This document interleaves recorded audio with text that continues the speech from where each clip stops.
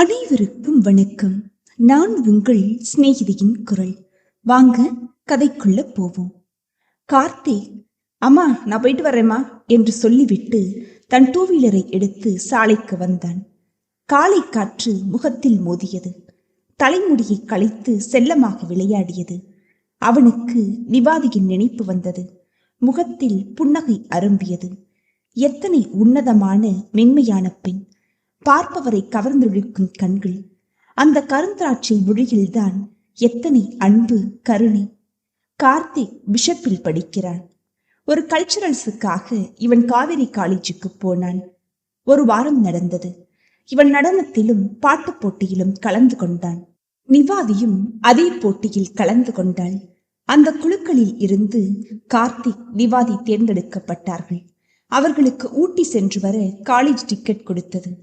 எல்லா செலவையும் நிர்வாகமே ஏற்றுக்கொண்டது.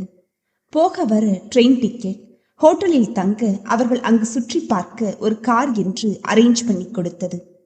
வீட்டில் வந்து கார்த்திக் சொன்னான். அவன் அம்மா, எதுக்குடா வீண் செலவு, அந்த பணம் இருந்தா இந்த மாத செலவுக்கு போதும்ல, உனக்கு பின்னாடி உன் தங்கச்சிக இருக்காங்கிறத மறந்துடாத, சரியா என்றாள். ஐயோ அம்மா, நமக்கு எதுவுமே செலவில்லம்மா, எல்லாமே காலேஜ் செலவு தான். நான் வெற்றி பெற்றதுக்காக என்னைய மட்டும் அனுப்புறாங்க. இது ஒரு நல்ல சந்தர்ப்பமா, இதுல நான் வர முடியாதுன்னா சொல்ல முடியாதே. ஏன்னா எல்லா ஏற்பாடுகளையும் அவங்களே செஞ்சுட்டாங்க. போனா போகட்டும்னா இருக்க முடியுமா? ஏன்னு கேட்டா என்ன பதில் சொல்லட்டும் சொல்லுங்க? நீங்க எனக்கு செலவுக்குன்னு ஒரு பைசா கூட தர வேணாமா, ஒரே வாரம்தாம்மா, பிளீஸ்மா என்றான் தனிவாக. அவன் தங்கை மீனாவும், ஆமாம்மா, உங்களுக்கு எதுல கணக்கு பாக்குறதுன்னு விவஸ்தையே கிடையாது. அண்ணன் வெற்றி பெற்றதுக்கு பாராட்டாம செலவை பத்தியே பேசுறியே, எப்ப பாரு உனக்கு இதே வேலைதான் என்றாள் கோபமாக. நீ பேசுவடி, உனக்கு என்ன, இன்னும் அடுத்த மாசத்துல ஃபீஸ் கட்டணும், பணம் கொடுங்கன்ப. எங்கிருந்து கட்ட முடியுமா? நம்ம வீட்டுல என்ன பணங்காட்சி மரமா இருக்கு? நீ கேட்டதும் ஒரு உழுப்பி தர. பேச வந்துட்டா பெருசா என்று நீட்டினாள். கார்த்திக்கு தெரியும் தன் அம்மாவின் குணம். செலவு என்றால் எந்த ஒரு நிகழ்ச்சியிலும் வேறு எங்கும் போகக்கூடாது. இந்த வண்டி வாங்கி கொடுத்ததே பெரிய விஷயம். டியூவுக்கு வாங்கி இவன் டியூஷன் எடுத்துதான் மாதம் மாதம் அந்த பணத்தை கட்டுகிறான். பாவம் அம்மா, அவர்கள்தான் என்ன செய்வார்கள்? அவர்கள் ஒரு ஹாஸ்பிட்டலில் நர்ஸாக இருக்காங்க. குறைந்த வருமானம். அதில் 3 பேரும் படிக்கணும், சாப்பிடணும். வீட்டு வாடகையும் குறைஞ்ச வாடகையே. உறையூரில் வெக்காளி அம்மன் கோவிலுக்கு பின்புறம் வீடு. கார்த்திக்கும் நன்றாக படித்தான். அவனுக்கு நிறைய ஃப்ரெண்ட்ஸுகள் இருந்தாலும் செலவு செய்ய முடியாது. இருந்தால் அல்லவா செலவு செய்வதற்கு. அதற்காக மற்றவர்களிடம் பணத்துக்காக தொங்க மாட்டான். நாசுக்காக ஒதுங்கி விடுவான். நல்ல திறமை அவனுக்கு. அவன் இல்லாத நிகழ்ச்சியே இருக்காது. பிறருக்கு உதவுவதிலும் அப்படித்தான். நாம் படித்த வாழ்க்கையில் முன்னேற வேண்டும் என்ற வைராக்கியத்துடன் படித்தான். அதில் வெற்றியும் கண்டான். காலேஜில் அவனை எல்லோருமே பாராட்டினர். பிரின்சிபால் அவனை தனியாக கூப்பிட்டு பாராட்டினார். அவன் அம்மா எப்பவுமே அப்படித்தான். பிள்ளைகள் யாரையும் பாராட்ட மாட்டாள். அப்படி பாராட்டினால் அவர்களுக்கு தலைக்கணம் ஏறிவிடும், நம்மை மதிக்க மாட்டார்கள் என்று நினைப்பு அவளுக்கு. பிள்ளைகளுக்கு அது ஒரு டானிக் என்று தெரியவில்லை. எத்தனை பேர் பாராட்டினாலும் பெற்ற தாய் பாராட்டுவதற்கு ஈடாகுமா? ஒரு வார்த்தை, ரொம்ப சந்தோஷண்டா கார்த்தி என்று அன்றும் அப்படித்தான். ஃபுட்பாலில் கப் வாங்கி வந்தான். அதை பார்த்துவிட்டு, இப்படி ஆடி பைசா பெறாத கப்பை வாங்கிட்டு வர்றதுக்கு நீ அந்த நேரத்துல படிச்சின்னா வச்சுக்க, இன்னும் மார்க் வாங்கி கோல்டு மெடல் வாங்கலாம்ல என்பாள். அவன் முகம் சிரித்து விடும். இருந்தாலும் தன்னை சமாதானப்படுத்திக் கொள்வான்.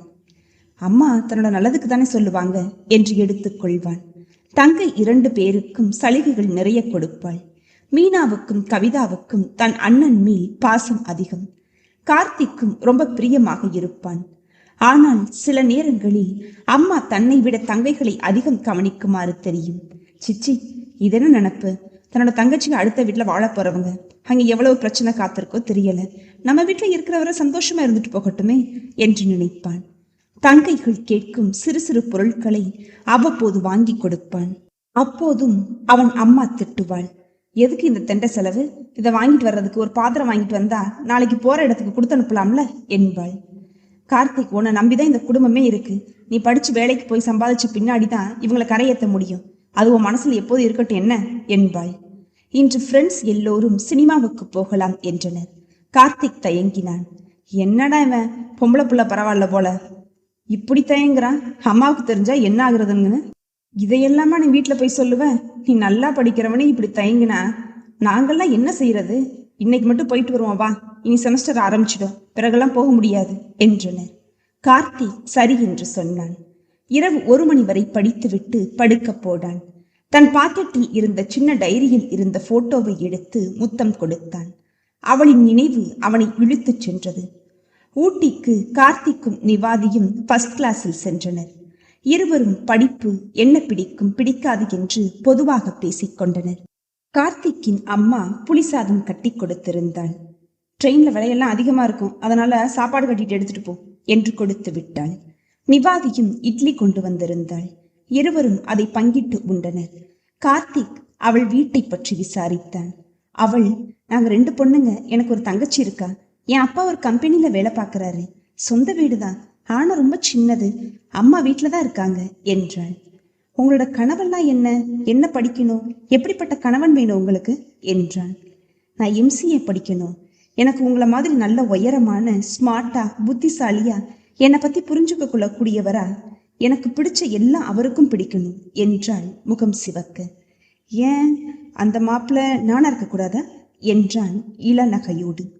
கட்டாயமா இருக்கலாமே, எனக்கு அது மாதிரி இருந்தா ரொம்ப சந்தோஷம்தான்.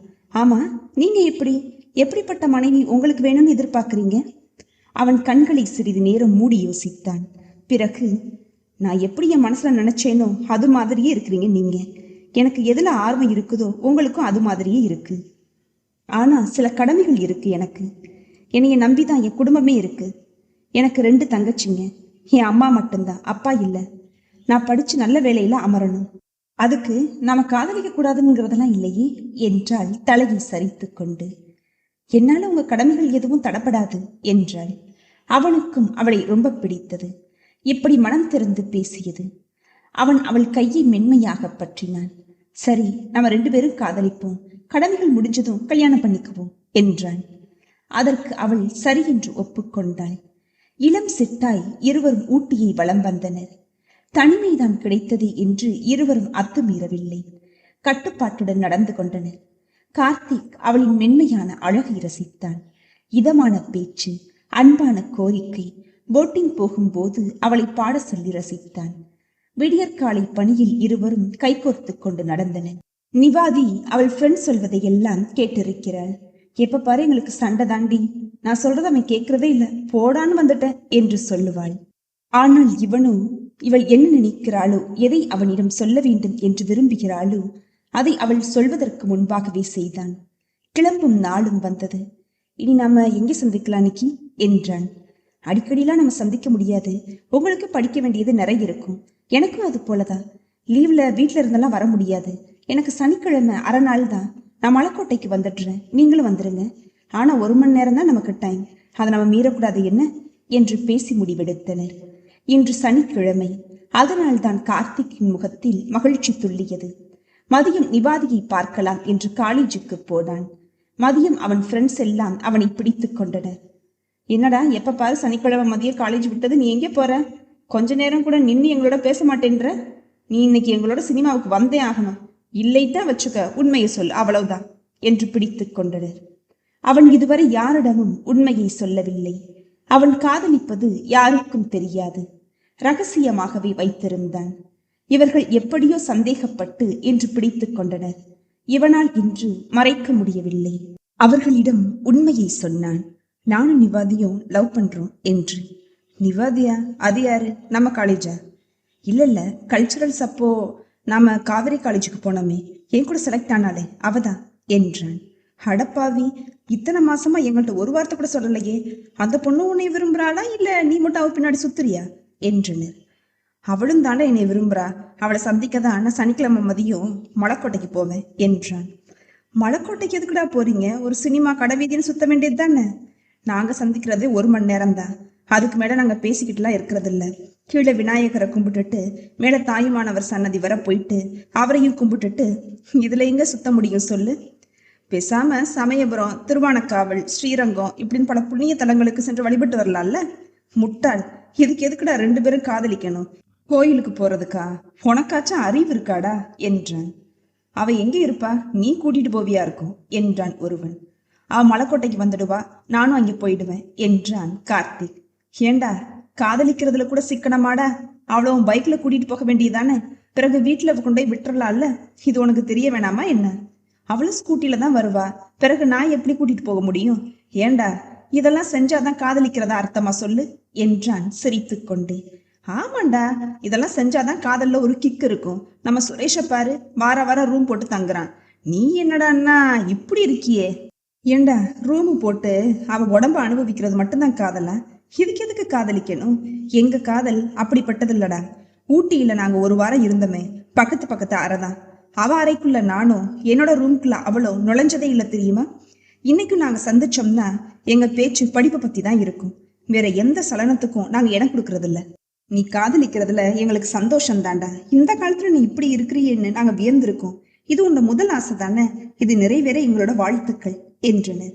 சரிவாடா, இன்னைக்கு நாங்களும் வர்றோம் உன் தேவதைய பாக்குறதுக்கு என்று கிளம்பினர்.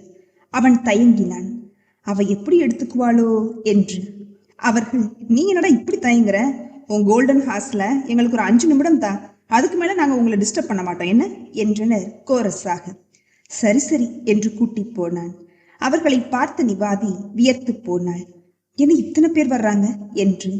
கார்த்தி முன்னால் வந்து மெல்ல, இவங்கெல்லாம் என்னோட ஃப்ரெண்ட்ஸு, இன்னைக்கு என்னை விடவே மாட்டேன்னாங்க, நீ எங்க போற அப்படின்னு.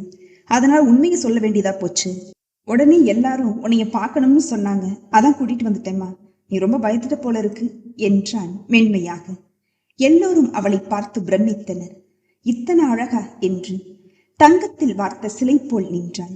அவர்களை பார்த்து கும்பிட்டு, வாங்க வாங்க என்றாள். என்ன, நாங்க என்ன பொண்ணு பார்க்க வந்திருக்கோம்? வாங்கன்னு கும்பிட்டு விழ. நாங்களும் உங்க ஃப்ரெண்ட்ஸ் தாமா. என் ஃப்ரெண்டு எதுலையும் விழாதவன் இப்போ இப்படி தேர்னதில விழுந்தான்னா அதுக்கு ஒரு காரணம் இருக்கணுமே நினைச்சோம். அது சரியாதான் போச்சு. இத்தனை அறிவும் அழகும் ஒரு பொண்ணுகிட்ட இருந்தா அவன் காதலிக்கமை இருந்தாதான் மடைய என்று சிரித்தனர். அவள் முகம் மாலை நேரத்து பொன்னொழியில் ஜொலித்தது. சரிடா கார்த்திக், வாரத்துல வரும் பொன்னான நேரத்தை நீ உயிரினும் மேலா நினைக்க இந்த ஒரு தருணத்தை நாங்க கெடுக்க விரும்பல. நாங்க வர்றோம் என்ன என்று சென்றனர். நிவாதி அவனை புன்னகை ததும்ப பார்த்தாள். அவன் பேண்ட் பாக்கெட்டில் இருந்து மல்லிச்சரத்தை எடுத்து அவளுக்கு கொடுத்தான். இப்படியே நாட்கள் பறந்தோடின. எல்லா காலேஜும் கலந்து போட்டி நடந்தது. அதில் முன்னால் வெற்றி பெற்றவர்கள் கலந்து கொள்ள வேண்டும். இதில் கார்த்திக் நிவாதி டூயட் பாட்டுக்கு ஆட வேண்டும். கார்த்திக்கோட ஃப்ரெண்ட்ஸ் எல்லோரும் கார்த்திக்கிடம், மச்சா உனக்கு மச்சம் தாண்டா, யாருக்கும் கிடைக்கும் இந்த வாய்ப்பு சொல்லு, காதலர்கள் 2 பேரும் ஒரே மேடையில ஒன்னா ஆடுறதுக்கு என்று ஆர்ப்பரித்தனர். கார்த்திக்கும் நிவாதியும் கலந்து பேசி பிராக்டிஸ் பண்ணினர். போட்டியில் ஒரே கோலாகலம். கூட்டம் அலைமோதியது. விழா 3 நாள் நடந்தது. அதில் எல்லா பாரம்பரிய நடனங்களும் இடம்பெற்றன. அதில் முதல் ஜோடியாக கார்த்திக் நிவாதி தேர்ந்தெடுக்கப்பட்டனர். இருவரின் ஜோடி பொருத்தம் அனைவரையும் வியப்பில் ஆழ்த்தியது. இருவரும் உண்மையான காதலர்கள் என்பதால் இயல்பாக தன்னை மறந்து ஒன்றி ஆடினர். நடுவராக வந்த அனைவருமே பாராட்டினர். கார்த்திக் நிவாதி முகத்தை காதலுடன் ஏறிட்டான். அவள் முகம் சிவந்து கண்களை தாழ்த்தி கொண்டாள். அவர்களை போட்டோக்கள் எடுத்து தள்ளினர். மறுநாள் எல்லா பத்திரிகைகளிலும் வந்தது. இதை பார்த்த கார்த்திக் அம்மா சீதை யோசனையாக புருவம் சுளித்தாள். அன்று சீதையின் ஒன்றுவிட்ட தூரத்து சொந்தமான அண்ணன் சென்னையிலிருந்து வந்திருந்தார். ஒரு நாளும் வராதவர் இன்று எதற்காக வந்திருக்கிறார் என்று வரவேற்றாள். வாங்கண்ணா, என்ன இவ்வளவு தூரம்? உங்களை பார்த்து எத்தனை வருஷம் ஆச்சு, என்ன திடீர்னு என்னைய பார்க்க வந்திருக்கிறீங்க என்றாள். ஒரு நல்ல விஷயமா தாமா வந்தேன் சீதை, உனக்கு ஒரு மகன் இருக்கான்ல, அவனை பத்தி தான் பேச வந்தேன் என்றார் பூடகமாக. ஏன் மகனை பத்தியா? அவனை பத்தி பேச என்ன இருக்குது? அதுவும் உங்களுக்கு எப்படி தெரியும் என்றாள்.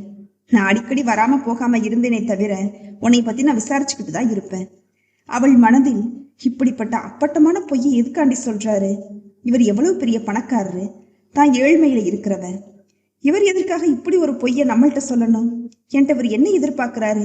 என்கிட்ட என்ன இருக்கு முதல்ல இவர் வந்து கேட்கிற அளவுக்கு? இப்படி மனதில் பலவாறாக சிந்தனை ஓடியது. என்னம்மா சீதை, இந்த அண்ணன் சொல்றத நம்பலையாமா என்றார். அப்படியெல்லாம் ஒண்ணும் இல்லைனா, என்ன விஷயம்னு சொல்லுங்களேன் என்றாள். அவர், எனக்கு 2 மகள்கள், உன் அண்ணி இறந்தது உனக்கே தெரியும் என்றாள். அவள் மனதில் சாவுக்கு போனது நினைவிற்கு வந்தது. இவள் போய்விட்டு 2 நாள் இருந்து விட்டு வரலாம் என்று நினைத்துதான் போனாள். ஆனால் இந்த தினகரன், எங்கே இந்த இல்லாதவ தன்னோட வீட்டுல ஒட்டிக்கிட்டு பணம் கேட்டு விடுவாளோ என்று நினைத்து, நீ ஊருக்கு போகலையா என்று கேட்டவர் தானே. ஆமாண்ணா, அண்ணி இறந்ததுக்கு நான் வந்திருந்தேனே, இப்ப என்ன என்றாள். எனக்கு எவ்வளவு சொத்து இருக்குதுன்னு உனக்கே தெரியும். எத்தனையோ பிசினஸ். எனக்கும் வயசாயிருச்சு. என் பெரிய மகளுக்கு மாப்பிள்ளை பாக்குறேன். வெளியில மாப்பிள்ளை பாக்குறத விட சொந்தத்துல மாப்பிள்ளை பாக்கலாமே. என்னையும் என் சொத்தையும் காப்பாத்துவானேன்னு தான் எனக்கு தோணுது. அதை நினப்புல வச்சுக்கிட்டு தான் ஓ மகனுக்கு கேட்டு வந்தேன். எத்தனையோ கோடீஸ்வரங்க வர்றாங்க. எனக்கு என்னமோ அதுல எல்லாம் கொஞ்சம் கூட விருப்பம் இல்லை. ஓ மகனும் படிச்சிருக்கா. என் பிசினஸ்க்கு இது ஒத்து வரும். நானே வெளிநாடு அனுப்பி மேல் படிப்பு படிக்க வைக்கிறேன். ஓ மகள்களுக்கு நானே படிச்ச மாப்பிள்ளையா பார்த்து என் செலவுல கல்யாணம் பண்ணி வைக்கிறேம்மா. நீயும் என் கூடவே தங்கிடலாம்ல. எத்தனை வருஷம்தான் நீயும் உழைப்ப. உன் உழைப்புல சாப்பாட்டுக்கே சரியா போயிருது. இனி உன் புள்ள படிச்சு முடிச்சு வேலை கிடைச்சு சம்பாதிச்சு சேமிச்சு எப்போ உன் பிள்ளைகளை எல்லாம் கரையேற்ற போறான்? படிச்ச உடனேயே வேலை கிடைச்சிடுமா என்ன? நானும் தைரியமா இருப்பேன். பிசினஸ கொடுத்துட்டு இப்பெல்லாம் முன்ன மாதிரி வெளிநாட்டுக்கெல்லாம் போக முடியறதில்ல என்னால. உன் பொண்ணுங்க என்ன படிக்கணுமோ அதை நான் படிக்க வைக்கிறேன். நீ என்ன சொல்ற? இனியும் நீ கஷ்டப்பட வேணாம் நான் நினைக்கிறேன் என்று நிறுத்தினார். அவள் யோசனையோடு அவரை நிமிர்ந்து பார்த்தாள். சோழியன் குடும்பிய சும்மா ஆடுமா? இவர் இங்க வந்த போதே நான் சந்தேகப்பட்டேன்தா. இப்பதானே தெரியுது இவர் எதுக்கு வந்திருக்கிறாருன்னு. இவர் சொல்வதை நினைத்து பார்த்தாலும் சரிதான். எதற்கும் உடனே நம் முடிவை சொல்லிடக்கூடாது. அப்புறம் இவரோட பணத்துக்காக நாம அலையிறது போல ஆயிடும்ல. உண்மை அதுதானே. அவள் மனம் குத்தியது. நான் யோசிச்சு நாளைக்கு என் முடிவை சொல்றேன் என்றாள். உன் மகன்கிட்ட கேட்கணும்னாலும் கேளு, இல்ல பொண்ணு பார்த்த பின்னாடிதான் என் முடிவை சொல்லணும்னு நினைச்சாலும் சரிதான் என்றார். இல்ல என் மகன் நான் கிழிச்ச கொட்ட தாண்ட மாட்டான். நான் சொன்னா உடனே செஞ்சிடுவான்.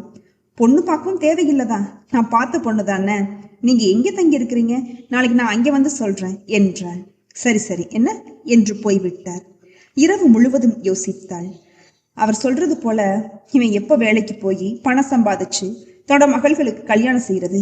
என்னாலையும் வேலை செய்ய முடியறதில்ல. இதுவரை ஒரு பவுன் கூட சேர்க்கல. இவர் சொன்னது போல செஞ்சா எல்லாருக்குமே நல்லது தானே. பொண்ணுங்களோட படிப்பு கல்யாண செலவு எல்லாம் அவரே ஏத்துக்கிறாரு.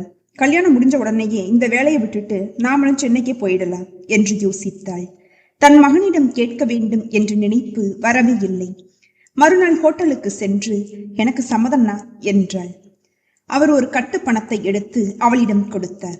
கொடுத்து விட்டு அவள் காதில் தன்னோட மக கொஞ்சம் மனநல சரியில்லாதவ என்றார். அதை சிரிப்புடன் வாங்கி கொண்டாள். இது மாதிரி இன்னும் இவர்கிட்ட இருந்து நல்லா கறந்துடணும் என்று நினைத்தாள். மகள்களுக்கு 2 செயின் கொடுத்தார். அவள் பூரித்து போனாள். இது மாதிரி இந்த காலத்துல யார் கொடுப்பா என்று. இவளுக்கு எப்போதுமே இந்த எண்ணம் உண்டு. தன் மகனுக்கு பெரிய இடத்தில் பெண் எடுக்க வேண்டும், தானும் தன் மகள்களும் நிம்மதியாக வாழ வேண்டும் என்று. அது இப்போது நிறைவேறிவிட்டது. இன்னும் 10 நாளில் படிப்பு முடிந்துவிடும். அடுத்து கல்யாணத்தை முடித்து விட்டால் நம்ம ராஜ்யம்தான். அந்த வீட்டுல இவனும் படிக்க வெளிநாடு போயிடுவான் என்று திட்டம் போட்டாள். அன்று மகனிடம் முழுவதும் சொல்லாமல் மறைமுகமாக, உனக்கு நம்ம சொந்தத்திலே பொண்ணு தர்றேன்றாங்க, நானும் சரின்னு சொல்லியிருக்கிறேன் என்ன என்றாள். இதை கேட்ட கார்த்திக் திகைத்து விட்டான். அம்மா இப்படி ஒரு முடிவை இவ்வளவு சீக்கிரம் எடுப்பாள் என்று தெரியவில்லை. இப்போ என் கல்யாணத்துக்கு என்ன அவசரம்? தங்கச்சிகள் இருக்கும் போது அவன் பதில் எதுவும் சொல்லவில்லை. பேசாமல் போய்விட்டான். இரவு அவனுக்கு தூக்கம் வரவில்லை. ஒரே யோசனையாக இருந்தது. இப்ப என்ன செய்யறது? அம்மா இப்படி சொல்லிட்டாங்களே. காலேஜில் அவன் ஃப்ரெண்ட் ரகுவிடம் சொன்னான் அம்மா சொன்னதை. நீ கவலைப்படாதடா, இப்ப என்ன முடிவா பண்ணிட்டாங்க, முடிவு எடுத்திருக்கேன்னு தானே சொன்னாங்க.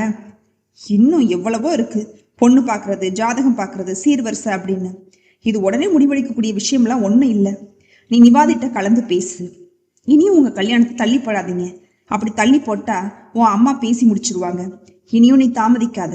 கல்யாணத்தை பண்ணிக்கிட்டு நீங்க 2 பேரும் போனீங்கன்னா அவங்களால ஒன்னும் சொல்ல முடியாது. 1 வாரம் கோபமா இருப்பாங்க, பின்னாடி சரியா போயிடும். பின்ன என்ன, இருவரும் வேலைக்கு போனா சீக்கிரமே உன் தங்கச்சிக்கு கல்யாணம்லாம் முடிச்சு விட்டுருவ என்றான். கார்த்திக் கல்யாணத்திற்கு தயங்கினான். தான் எடுக்கிற முடிவு சரியா? இதனால தங்கச்சிகளோட எதிர்காலம் பாதிக்கப்பட்டா? சச்ச, நான் என்ன அப்படி விட்டுடுவேனா என்ன? எனக்கு எவ்வளவு முக்கியம் தங்கச்சிங்கள்லாம். அது போலதான் நிவாதியும் எனக்கு ரொம்ப முக்கியம். நிவாதியை என்னால கைவிட முடியாது. இவை அனைத்தையும் நிவாதியிடம் பேசினான். அவள் முதலில் தயங்கினாலும் பின் கார்த்திக்கும் அவன் ஃப்ரெண்ட்ஸுகளும் எடுத்து சொல்லவும் சரி என்று சம்மதித்தாள். தங்கச்சிகளுக்கு கல்யாணம் ஆகிற வரை நமக்கு கொஞ்சம் சிரமம்தான். பின்னாடி நாம என் அம்மா மட்டும்தான், பிரச்சனை இல்லை என்றான். நாம கல்யாணம் செஞ்சுக்கிட்டு போனா சில பிரச்சனைகள் வரலாம். நீ அதை பெருசுப்படுத்தக்கூடாது. அது மாதிரி இருந்தாதான் நான் நிம்மதியா இருக்க முடியும். நாம செய்யறது தப்பு தானே. என் அம்மா நிச்சயமா கோபப்படுவாங்க. என் மேல கோபப்படுறதை விட ஓ மேலதான் ரொம்ப கோபம் அதிகமா இருக்கும்னு நினைக்கிறேன். என் ஒன்னும் தெரியாத பிள்ளைய நீதான் கெடுத்தேன்னு அவளை பார்த்து கண் சிமிட்டினான். அவள் முகத்தில் மென்னகை பூத்தது. ஆனா உன்னையும் விட்டு கொடுக்க மாட்டேன் நித்து. நீ தைரியமா என்னை நம்பலாம். என்ன உன் வீட்டுல பிரச்சனை எப்படி இருக்கும் நித்து? நம்மளை ஏத்துக்குவாங்களா என்றான். எனக்கு தெரியலையே கார்த்திக், ரொம்ப அதிர்ச்சியா தான் இருக்கும். இதை அவங்களால ஜீரணிச்சுக்கவே முடியாது. ஏத்துக்குவாங்களா என்ன அப்படின்னு எனக்கு தெரியல. எனக்கு பயமா தான் இருக்கு கார்த்திக். இன்னும் கொஞ்சம் யோசிக்கலாமா நாம என்றாள். அவள் ஃப்ரெண்ட்ஸ் எல்லோரும் சேர்ந்து அவர்களுக்கு ரெஜிஸ்டர் ஆபீஸில் கல்யாணம் செய்து வைத்தனர். ஹோட்டலில் எல்லோரும் சாப்பிட்டனர். பின்பு ஒரு ஆட்டோவில் வீட்டிற்கு சென்றனர். மகனை மாலையும் கழுத்துமாக பார்த்த சீதைக்கு அதிர்ச்சி தாங்க முடியவில்லை. இதை அவள் கொஞ்சம் கூட எதிர்பார்க்கவில்லை. மகன் தனக்கு இப்படி தெரியாமல் பண்ணுவான் என்று கனவிலும் நினைக்கவில்லை. இவள் தினகரனுக்கு வாக்கு கொடுக்காமல் இருந்தாலாவது வாக்கு கொடுத்தால் கூட பரவாயில்லை. அவர் கொடுத்த பணம் நகை எல்லாம் வாங்கி கொண்டு நிச்சயதார்த்தத்திற்கும் கல்யாணத்திற்கும் நாள் குறித்து விட்டு இப்போ இவன் மாலையும் கழுத்துமாவா? ஐயோ கடவுளே, இவனுக்கு எங்கிருந்து இவ்வளவு தைரியம் வந்துச்சு? ஒரு நாள் இவனுக்கு என்கிட்ட சொல்லாம இப்படி செய்ய மனசே வராதே. எல்லாம் இந்த ஆள் மயக்கியாலதான் இருக்கும். அவளுக்கு மனதில் ஒரு புயலை உருவானது. மகனை பார்த்த பார்வையிலேயே நெருப்பு பறந்தது. அம்மா எங்களை மன்னிச்சிடுங்கம்மா என்று காலில் விழப்போனாள். அவள் ஓரடி தள்ளி நின்றாள். உன்னைய மன்னிக்க நான் யாருடா? அம்மானுங்கிற நினைப்பு உனக்கு இருந்திருந்தா நீ இப்படி பண்ணுவியா? உன்னைய நான் பெற்றிருந்தா நீ இப்படி பண்ண மாட்டேன். உன்னைய வளர்த்தவதானடா, அதான் உன் புத்தி இப்படி போயிருச்சு. நீ நல்ல தாய்க்கு பிறந்திருக்கணும். உன் தாய் மாதிரி தானே நீ இருப்ப. அம்மா என்று கத்தினான். நீ எத்தனை அம்மா சொன்னாலும் உண்மை அதுதான். நீ நான் பெத்த மகனே இல்லை. நான் வேலை பார்க்குறப்ப ஹாஸ்பிட்டல்ல ஒரு பொண்ணு டெலிவரிக்கும் வந்தா. அவதான் உன்னை பெத்து போட்டுட்டு இறந்து போயிட்டா. ஹாஸ்பிட்டல்ல சீஃப் டாக்டர் இந்த குழந்தைய அனாத ஆசிரமத்துல விட்டுருலான்னு சொன்னாரு. ஆனா எனக்கு தான் மனசே வரல. நான் தான் உன் அம்மாவுக்கு டெலிவரி பார்த்தேன். உன் அம்மா யார்கிட்டயும் ஏமாந்துருக்கிறான்னு நினைக்கிறேன். உன் முகத்தை பார்த்த எனக்கு உன்னைய கொடுக்க மனசே வரல. நான் டாக்டர் கிட்ட பேசி உன்னைய நான் வளர்க்குறதுக்கு பெர்மிஷன் வாங்கினேன். டாக்டர் அப்பவே உனக்கு கல்யாணம் நிச்சயம் ஆயிடுச்சு, இந்த நேரத்துல நீ குழந்தையோட போய் நின்னா அவன் உன்னை ஏத்துப்பானா அப்படின்னாரு. அவர் என்னை ஏத்துக்கலைனாலும் பரவாயில்ல டாக்டர், எனக்கு இந்த குழந்தை வேணும்னு கெஞ்சினேன். ஏன்னா உன் மேலே அவ்வளவு அன்பு எனக்கு. எனக்கே என் மேல ஆச்சரியமா தான் இருந்துச்சு. அப்பையிலாம் எனக்கு கல்யாணம் ஆகிற வரை இந்த விஷயத்த அவர்கிட்ட நான் சொல்லவே இல்லை. 2 மாசம் ஆனதும் சொன்னேன். அவர் அவ்வளவுதான் என் மேலேயே சந்தேகப்பட்டுட்டாரு. நான் தான் தெரியாம பெத்துக்கிட்டு தத்தெடுத்தேன்னு பொய் சொல்றேன்னு என்னைய அடிச்சாரு. யாராவது கல்யாணம் ஆகுற முன்னாடியே தத்தெடுப்பாங்களான்னாரு. நான் எவ்வளவோ எடுத்து சொன்னேன். இந்த குழந்தையோட அம்மா இறந்துட்டா, இந்த குழந்தையோட முகத்தை பாருங்க, இதை வேணான்னு சொல்ல உங்களுக்கு எப்படி மனசு வருதுன்னு அழுதேன். அவர் நம்பவே இல்லையே. உன் ஹாஸ்பிட்டல்ல தினம் எத்தனையோ குழந்தை பிறக்குது, உனக்கு இந்த குழந்தை மட்டுமல்ல ஏன் அவ்வளவு அக்கறை அப்படின்னு கேட்டாரு. தினமும் என்னை என் நாக்கால சுட்டாரு. அத்தனையும் உனக்காக பொறுத்துக்கிட்டேன். இதுக்கிடையே நான் கன்சீவ் ஆனேன். அப்படி இருந்தும் உன்னை கீழே இறக்கி விடவே மாட்டேன். உன்னை ஒரு நாள் தூக்கி வெளியில போட்டாரு. நான் துடிச்சு போயிட்டேன். கார்த்திக்கின் கண்கள் கலங்கியது. தினமும் என்னைய கண்காணிச்சாரு. என் மேல சந்தேகப்பட்டு வீட்டுக்கு சம்பள பணத்தை கொடுக்க மாட்டாரு. நிறை மாதம் என்னாலையும் வேலைக்கு போக முடியல. என் டெலிவரி அப்ப கூட உன்னைய அந்த அறையில தான் வச்சுக்கிட்டேன். எங்க வீட்டுல விட்டுட்டு போனா உன்னைய கொன்னாலும் கொன்னு போட்டுடுவாருன்னு. இப்படியே 3 வருஷம் ஓடிருச்சு. உன் சின்ன தங்கச்சியும் பிறந்தா. நான் ஃபேமிலி பிளானிங் பண்ணிக்கிட்டேன். அதோட என்ன அடிச்சாரு. ஏன் ஆப்ரேஷன் செஞ்சுக்கிட்டேன்னு. எனக்கு ஆம்பளை பிள்ளை வேணும்னு. நமக்கு தான் கார்த்திக் இருக்கானே, பிறகு இதற்கு ஆம்பளை பிள்ளை அப்படின்னு கேட்டேன். அவர் இதுவரை உன் மேல சிறு சந்தேகம் மட்டும்தான் இருந்துச்சு. இப்போ அது மறுக்க முடியாத உண்மையாயிருச்சுல்ல. இது உனக்கு பிறக்கவும் தான் நீ இப்படி பேசுற. யாரோ பெத்த குழந்தைன்னா கட்டின புருஷன் நான் சொல்றதை விட உனக்கு இந்த குழந்தை வசதியா போச்சா? இது உன் கள்ள புருஷனுக்கு பிறந்ததுதான். இனியும் நான் உன் கூட வாழவே முடியாதுன்னு போயிட்டாரு. அன்னைக்கு போனவர் தான் இதுவரையும் வரலையே. உனக்காக 3 வருஷத்துல கட்டின கணவன் போனாலும் பரவாயில்ல, நீதான் எனக்கு வேணும்னு கல்லு மாதிரி மனசை வச்சுக்கிட்டு இருந்த. என் வாழ்க்கை 3 வருஷம்தான். என் உடம்பு சுகத்துக்காக நான் உன்னைய தூக்கி எரிஞ்சிட்டு என் புருஷ கூட வாழ்ந்திருக்கலாமே. என் சொந்த பந்தங்கள் எல்லாம் சொல்லுச்சு, நான் கேட்கலையே. அதோட விளைவுதான் நான் ஒதுக்கப்பட்டேன். ஒரு வைராக்கியத்தோட உங்களை வளர்த்து பெரிய ஆளை ஆக்கணுங்கிற உறுதியோட உங்களை வளர்த்தேன் தெரியுமா? உன் அப்பா அன்னைக்கு சொன்னாரு, இது யாரோ பெத்த குழந்தை, இது உனக்கு செய்யும்லாம் கனவு காணாத. அவன் அம்மா மாதிரி யாரையாவது இழுத்துக்கிட்டு ஓட போறான். அப்போ நீயும் உன் பிள்ளைகளும் நடுத்தருவுலதான் நிக்க போறீங்கன்னாரு. இன்னைக்கு நான் சொல்றத அப்போ நினைச்சு பார்ப்பேன். என்னோட அருமை உனக்கு அப்பதான் புரியும் அப்படின்னாரு. இத்தனை வருஷத்துல நான் உன் அப்பாவை நினைச்சு ஏங்கியதே கிடையாது. அவர் போனதும் எனக்கு நிம்மதிதான். ஏன்னா உனக்கு அவரால் ஆபத்து எதுவும் வராம இருக்கும்ல, அதனாலதான். கார்த்திக் அம்மா காலில் விழுந்து கதறினான். அம்மா, என்னைய மன்னிச்சிருங்கம்மா, நான் செஞ்சது தப்புதான். உங்களை நினைக்காம தங்கச்சிகளை நினைக்காம கல்யாணம் பண்ண தப்புதாம்மா. அதுக்காக என் அம்மா மாதிரின்லாம் சொல்லாதீங்க, நீங்க தாம்மா என்னோட அம்மாவே என்று கதறினான். நீங்க இனி என்ன சொல்றீங்களோ அதை நான் கேட்கிறேன். இனி உங்க அனுமதி இல்லாம எதுவும் செய்ய மாட்டேன் என்றான். இந்த கல்யாணத்தை ஏற்றுக்கொள்வார் என்று. சீதை கண்களில் கண்ணீர். கார்த்திக் அதை துடைத்து விட்டான். நிவாதியும் கூட வந்தவர்களும் சிலை போல் நின்று விட்டனர். இனி என்ன நடக்குமோ என்று. இவர் தன்னை ஏற்றுக்கொள்வாரா? அம்மா மாதிரி பிள்ளை என்று குத்தி காட்டுறாங்களே, அதை தாங்க முடியாம எப்படி துடிக்கிறாரு என்று கார்த்திக் முகத்தை பார்த்தாள். சீதை தொடர்ந்தாள். நீ என் சொல்ல மீற மாட்டேன்னு என் தூரத்து சொந்தமான அண்ணன் மகளுக்கும் உனக்கும் பேசி முடிச்சுட்டு. அம்மா அதிர்ந்தான். நீங்க என்கிட்ட கேட்டாங்கன்னு தானே சொன்னீங்க, இப்ப பேசி முடிச்சுட்டு வந்துட்டேன் அப்படின்றீங்க என்றான். ஆமா, நீ மறுக்க எந்த காரணமும் இல்லையே, அதனாலதான் பேசி முடிச்சுட்டேன். எதுக்கு இந்த அவசரமா? இப்ப என்ன கல்யாணத்துக்கு அவசரம்னு இப்படி முடிவு பண்ணினீங்க? தான் கல்யாணம் பண்ணி வந்ததை மறந்து கேள்வி கேட்டான். அவனை சீதை ஏளனமாக பார்த்தாள். நான் என் கடமையும் செஞ்சேன்டா, அதுல சுயநலம் கூட இருக்கு. ஆனா நீ என்ன அவசரம்னு கல்யாணம் பண்ணிக்கிட்டு வந்தனண்ட என்றாள். கார்த்திக்கிற்கு முகத்தில் அடித்தாற்போல் இருந்தது. தலையை குனிந்து கொண்டான். சுயநலன்னு சொன்னேனே, அது என்னன்னு கேளு என்கிட்ட. அவர் பெரிய பணக்காரரு, பிசினஸ் மேனு. உன்னைய படிக்க வெளிநாட்டுக்கு அனுப்பி அவர் பிசினஸையே பார்த்துக்க சொன்னாரு. என் பிள்ளைங்க 2 பேரையும் நல்லா படிக்க வச்சு பெரிய இடத்து மாப்பிள்ளையா பார்த்து நகை போட்டு கல்யாணமும் அவரே செஞ்சு வைக்கிறேன்னாரு என்றாள். என்னையும் வேலையை விட்டுட்டு வீட்டையும் காலி பண்ணிட்டு சென்னைக்கு அவர் வீட்டுக்கு வர சொல்லிட்டாரு. நானும் சரின்னு சொல்லிட்டேன். இந்நேரம் பத்திரிகை கூட அடிச்சிருப்பாரு. நான் அவர்கிட்ட வரதட்சணையா கை நீட்டி பணமும் வாங்கிட்டேன். உன்னால தொலைஞ்ச என் வாழ்க்கை, உன்னாலேயே பிள்ளைகளோட வாழ்க்கையாவது நல்லா இருக்கட்டும். நானும் உனக்கு கெடுதல் ஒன்றும் பண்ணலையே, நல்ல இடமா தானே பார்த்திருக்கேன், என்னடா சொல்றது என்றாள். கார்த்திக், அம்மா, நான் வேலைக்கு போய் தங்கச்சிகளுக்கு செய்ய மாட்டேனா? என்னை வித்துதான் இதெல்லாம் செய்யணுமா? நான் வேலைக்கு போனதும் நீங்க வேலையை விட்டுடுங்க, நிவாதியும் வேலைக்கு போவா. நாங்க 2 பேரும் நீங்க என்ன சொல்றீங்களோ கேட்கிறோம் என்று கெஞ்சினார். உனக்கு எப்ப வேலை கிடைச்சு நீ சம்பாதிச்சு இதெல்லாம் செய்ய போற? ஒன்னால இன்னைக்கு பவுன் விற்கிற விலைக்கு 10 பவுன் போட முடியுமாடா? நான் பட்ட கஷ்டம் என் பிள்ளையெல்லாம் ஒன்றும் படக்கூடாதுன்னு நினைக்கிறேனா? இது சுயநலம்தான். இதுக்காக தான் என்னைய வளர்த்தீங்களான்னு கேட்டா ஆமாதான். நீ சின்ன பிள்ளையா இருக்கிறப்ப எனக்கு இதெல்லாம் நினைவே வரல. நீ என்ன இருந்தாலும் நான் வளர்த்த பிள்ளை தானே. நீ இது மாதிரி செய்ய மாட்டேன்னு என்ன நிச்சயம்னு எனக்கு தோணும்ல. உன்னை நான் எப்படி நம்புறது? இப்போ உனக்குன்னு கல்யாணமும் ஆயிடுச்சு. உன்கிட்ட வந்து எந்த உரிமையில கேட்க முடியும்? உன் மனைவி தான் விடுவாளா? உனக்கு நாளைக்கு குடும்பம் குழந்தைன்னு வந்தா செலவுகள் எல்லாம் பெருகும். அதுவும் வாஸ்தவம் தானே. எதை வச்சு நீ கல்யாணம் செஞ்சு கொடுக்க முடியும்? எப்படி முடியும் உன்னால? பிறகு உங்களுக்கு பிரச்சனை வரும். என் பிள்ளைகளுக்கு உரிமையோட உன்கிட்ட எதுவும் கேட்க முடியுமா? உனக்கே ஒரு காலகட்டத்துல வெறுப்பு வரலாம்ல. பணம் மிதமிஞ்சி இருந்துட்டா கூட பரவாயில்ல, கொடுத்துடுவேன்.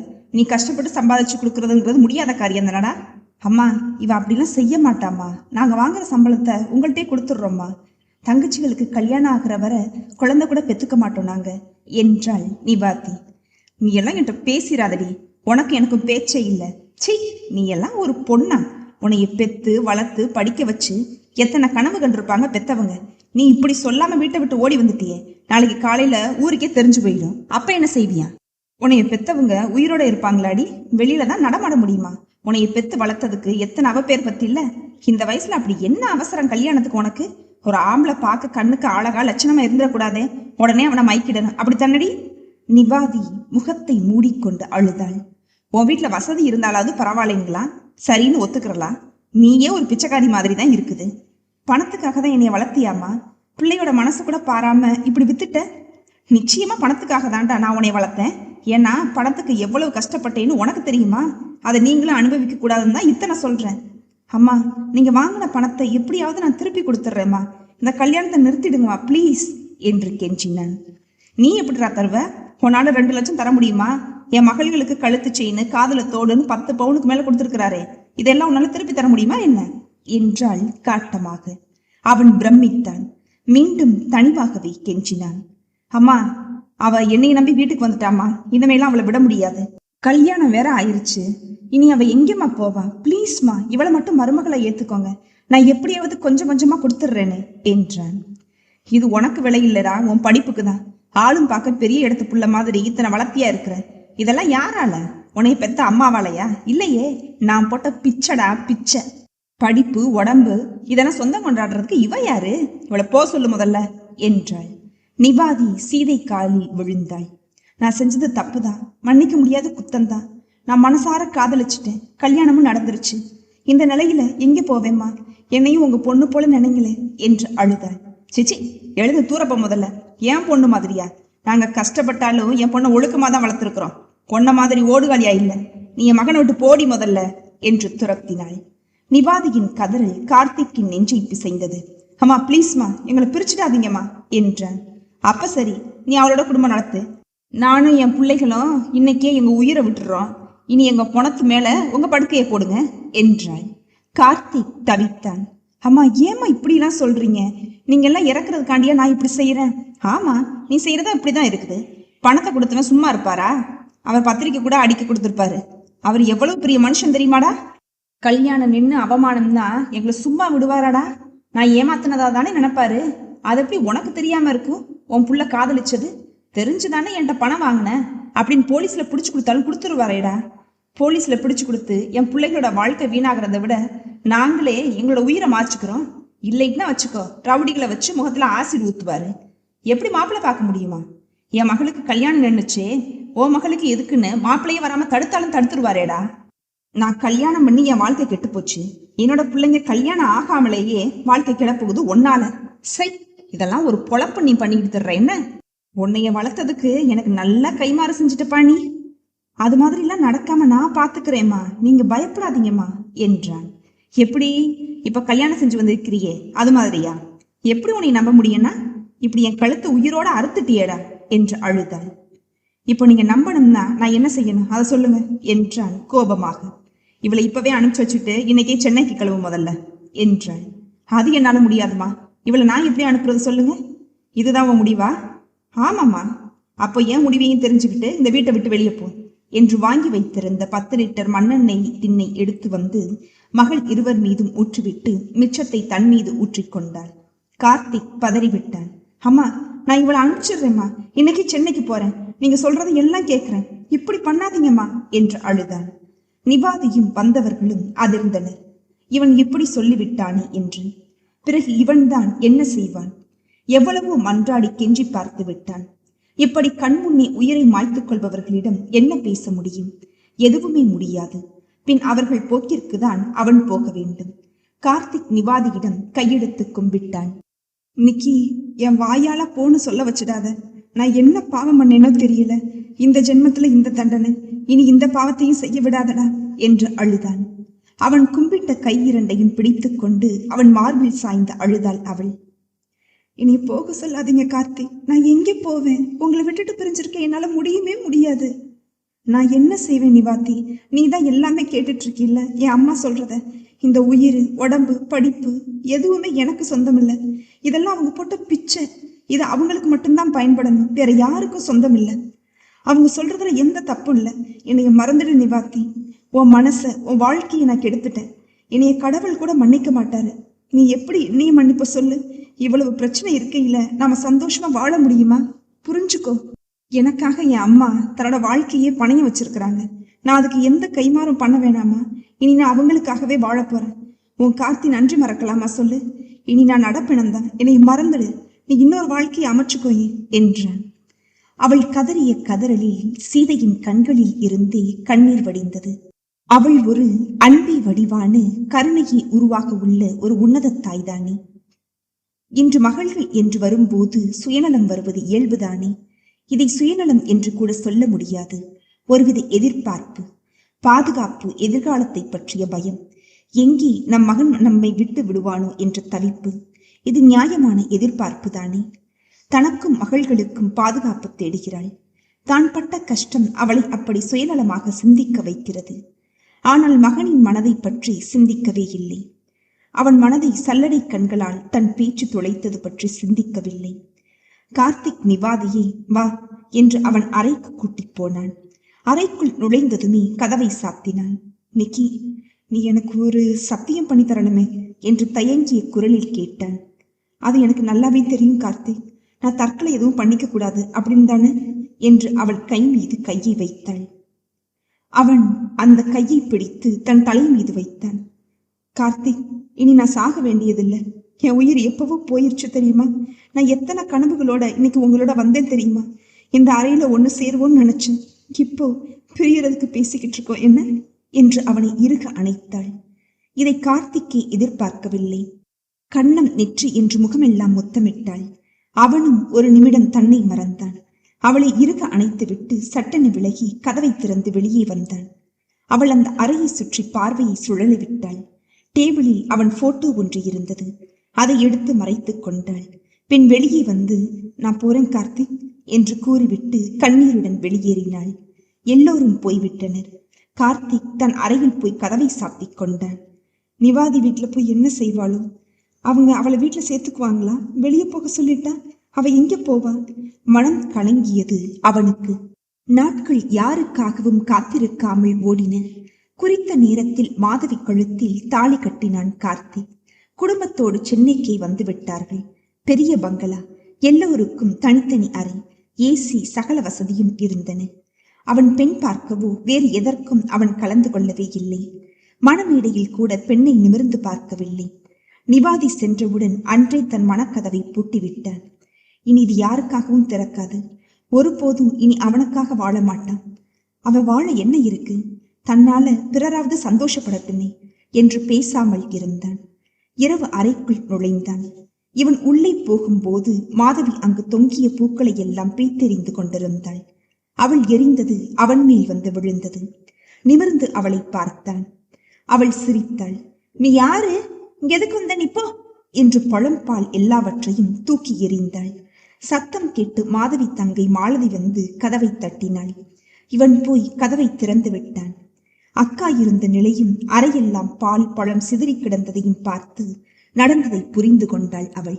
சாரித்தா, நான் அவளை சமாதானப்படுத்துறேன் என்று அவளுக்கு மாத்திரையை கொடுத்து தூங்க வைத்தாள். கார்த்திக் ஒரு நிமிடத்திலேயே கண்டு கொண்டான் இவள் மனநிலை சரியில்லாதவள் என்று. அவன் மனம் எந்த ஒரு அதிர்வையும் ஏற்படுத்தவில்லை. அவன் நிவாதியை பிரிந்த வழியையே தாங்கிக் கொண்டான். இது என்ன ஜுஜுப்பி? அவன் மனதில் சலனமே இல்லை. இப்படி இருக்கிறாளே என்ற கவலையும் இல்லை. மாறாக நிம்மதியாக தான் இருந்தது. பெருமூச்சு விட்டான். மாலதி அவன் முகத்தை நிமிர்ந்து பார்த்தாள். அவள் பார்ப்பதை உணர்ந்து அவளிடம், நீங்க யார் இவங்களுக்கு? எப்போ இவங்களுக்கு இப்படி இருக்குது என்றான். அவள் ஆச்சரியமாக அவனை பார்த்தாள். நான் யாருன்னு உங்களுக்கு தெரியாதா? நான் மாதவியோட தங்கச்சி மாலதி. இவளுக்கு பிறவிலிருந்து இப்படிதான் இருக்கு. உங்களுக்கு தெரியாதாத்தான் என்றான். எனக்கு தெரியாதே மாலதி. உங்களுக்கு ரொம்ப அதிர்ச்சியா இருக்குமே. சிச்ச, அதெல்லாம் ஒண்ணு இல்லை. எனக்கு படுக்கணுமே மாலதி என்றான். அவள் மேல் மாடியில் ஒரு அறையை அவனுக்கு திறந்து விட்டாள். இனி இதை நீங்க பயன்படுத்திக்கோங்கத்தான் என்றாள். ரொம்ப தேங்க்ஸ் மாலதி, குட் நைட் என்று கதவை சாத்திக் கொண்டான். படுக்கையில் படுத்தவனுக்கு நினைவு இழுத்துச் சென்றது. இது அம்மாவுக்கு தெரிஞ்சிருக்கும். இதை மறைச்சுதான் இந்த கல்யாணத்தை நடத்தியிருக்காங்க. எல்லாம் பணம். இந்த பணத்துக்கு தான் எத்தனை சக்தி. இந்த பணத்தினாலதானே என் வாழ்க்கை திசை மாறுனுச்சு. பணம் இருந்திருந்தா அன்னைக்கு கொடுத்துட்டு என் நிவாதியோட சந்தோஷமா இருந்திருப்பேன்னு.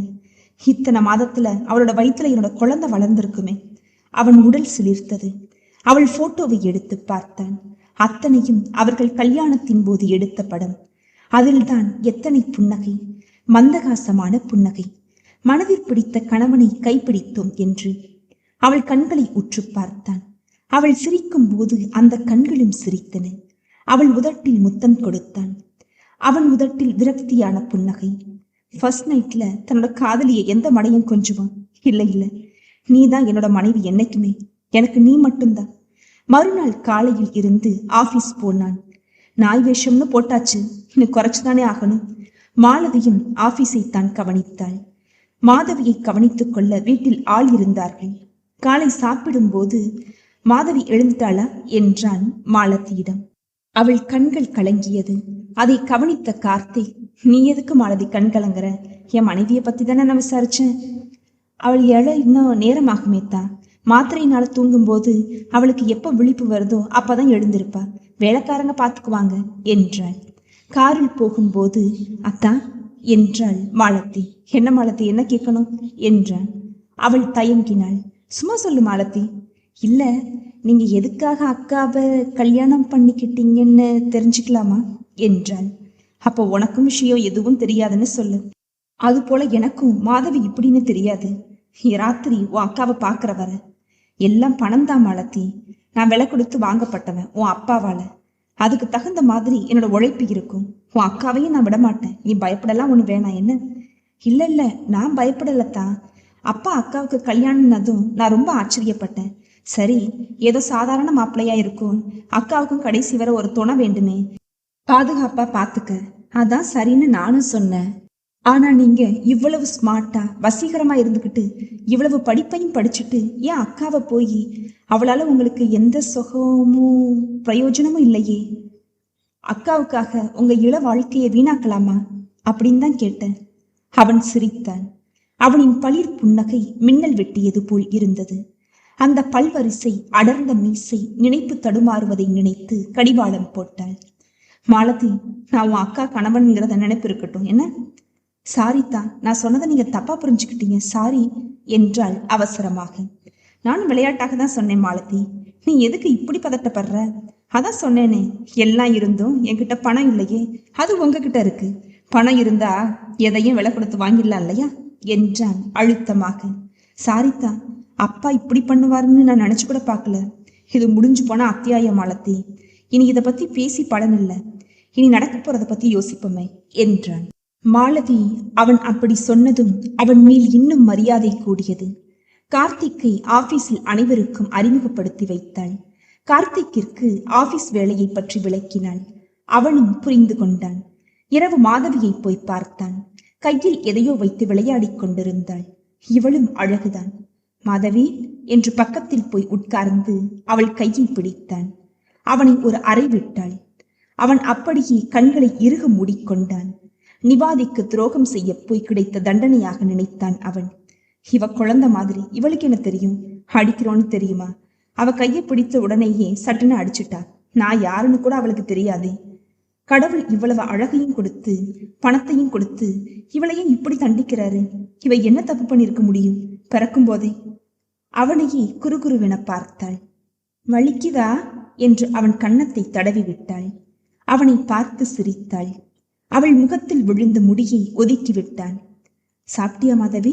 அவளுக்கு அதற்கு பதில் சொல்ல தெரியவில்லை. வர்றியா, நம்ம கீழே போய் சாப்பிடலாம் என்று கூப்பிட்டான். அவளுக்கு என்ன புரிந்ததோ தலையை மட்டும் ஆட்டினாள். நைட்டியை சரியாக இழுத்துவிட்டு கைப்பிடித்து கீழே கூட்டி வந்தான்.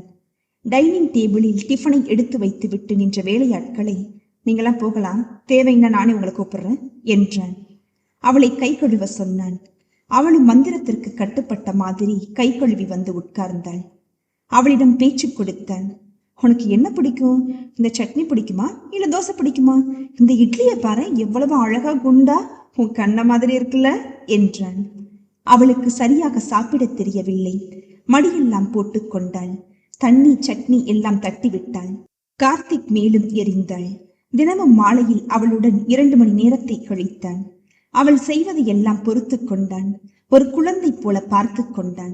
மாலை 5 மணி ஆனால் மாதவி கார்த்திக்கை தேடினாள். தோட்டத்திற்கு கூட்டி போனான். பின் வெளியே வந்து சிறிது தூரம் நடந்து வந்தனர்.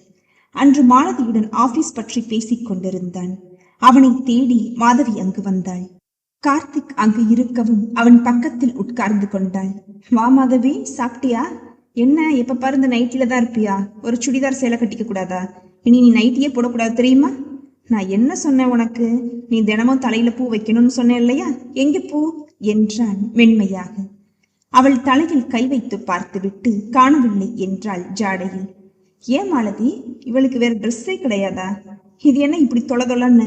நல்லா கரெக்டா டைட்டா என்ன அளவுன்னு சொல்லு, நான் வாங்கிடுறேன் என்றான். மாலதி கண்களில் கண்ணீர். எதுக்கு மாலதி இப்ப நீ அழுற? இவ என்னோட மனைவி தானே, எனக்குன்னு சில கடமைகள் இருக்குதானே, அதுல இருந்து நான் விலக முடியுமா சொல்லு? இவ்வளவு ஒரு குழந்தையாதான் நான் பாக்குறேன் என்றான். கார்த்திக் வேலை பார்ப்பதற்கு மட்டும் சம்பளம் கேட்டான். அவன் மாமனார், மாப்பிள இது உங்க சொத்து மாப்பிள, எல்லாமே உங்களுக்கு தான், நீங்க பார்த்து எங்களுக்கு ஏதாவது செய்யுங்களேன் என்று தழுதழுத்தார். கார்த்திக் இதுக்கு ஒத்துக்கொள்ளவில்லை. மாமா, இது உங்க உழைப்பு மாமா, இதுல குளிர்காய நான் விரும்பல. என் வேலைக்கு என் உழைப்புக்கு என்ன சம்பளமோ அது தாங்க மாமா, எனக்கு அது போதும். நீங்க என் குடும்பத்துக்குன்னு எவ்வளவோ செஞ்சிருக்கீங்க, அது போதுமே. மாப்பிள்ள, நீங்க செய்யறத விடவா நான் உங்களுக்கு செஞ்சுட்டேன். உங்களுக்கு எவ்வளவு தேவையோ எடுத்துக்கோங்களேன், நீங்க கொடுத்தா தவிர நான் எடுக்க மாட்டேன் மாமா என்றான் பிடிவாதமாக. எனக்கும் குடும்பம் இருக்கு, என் மனைவி இருக்கா, எனக்கும் செலவுலாம் இருக்கும்ல, என்றான் புன்னகையுடன். தினகரன் கண்ணில் ஆனந்த கண்ணீர் வடிந்தது. மாலதியும் கண் கலங்கினாள். அவர் கைகளில் எத்தனை கட்டுகள் எடுக்க முடியுமோ அதை எடுத்து அப்படியே கொடுத்தார். அன்று சீக்கிரமாகவே ஆபீஸில் இருந்து சென்று விட்டான். தினகரன் ஏதோ வேலையாக கார்த்திக்கை கூப்பிட்டார். அவன் சீட்டில் இல்லை. மாலதியிடம் விசாரித்தார். அவர் எங்கே போனாருன்னு தெரியலையே, ஆனா அந்த ஃபைலை உங்கள்கிட்ட கொடுக்க சொன்னாரு என்று அவரிடம் கொடுத்தாள். இதுக்குதாம்மா நான் அவரை தேடினேன். எல்லாம் முடிச்சுட்டு தான் அவர் போயிருக்காரு. கிரேட்மா, வேலையில டிலேங்கிறதே கிடையாது. எத்தனை சுறுசுறுப்பு, வேகம். இப்படி ஒரு மாப்பிள்ளை கிடைக்க நான் கொடுத்து வச்சிருக்கணும். நான் என்ன தவம் செஞ்சேனோ, என் மகளை பத்தி இனி எனக்கு கவலையே இல்லம்மா.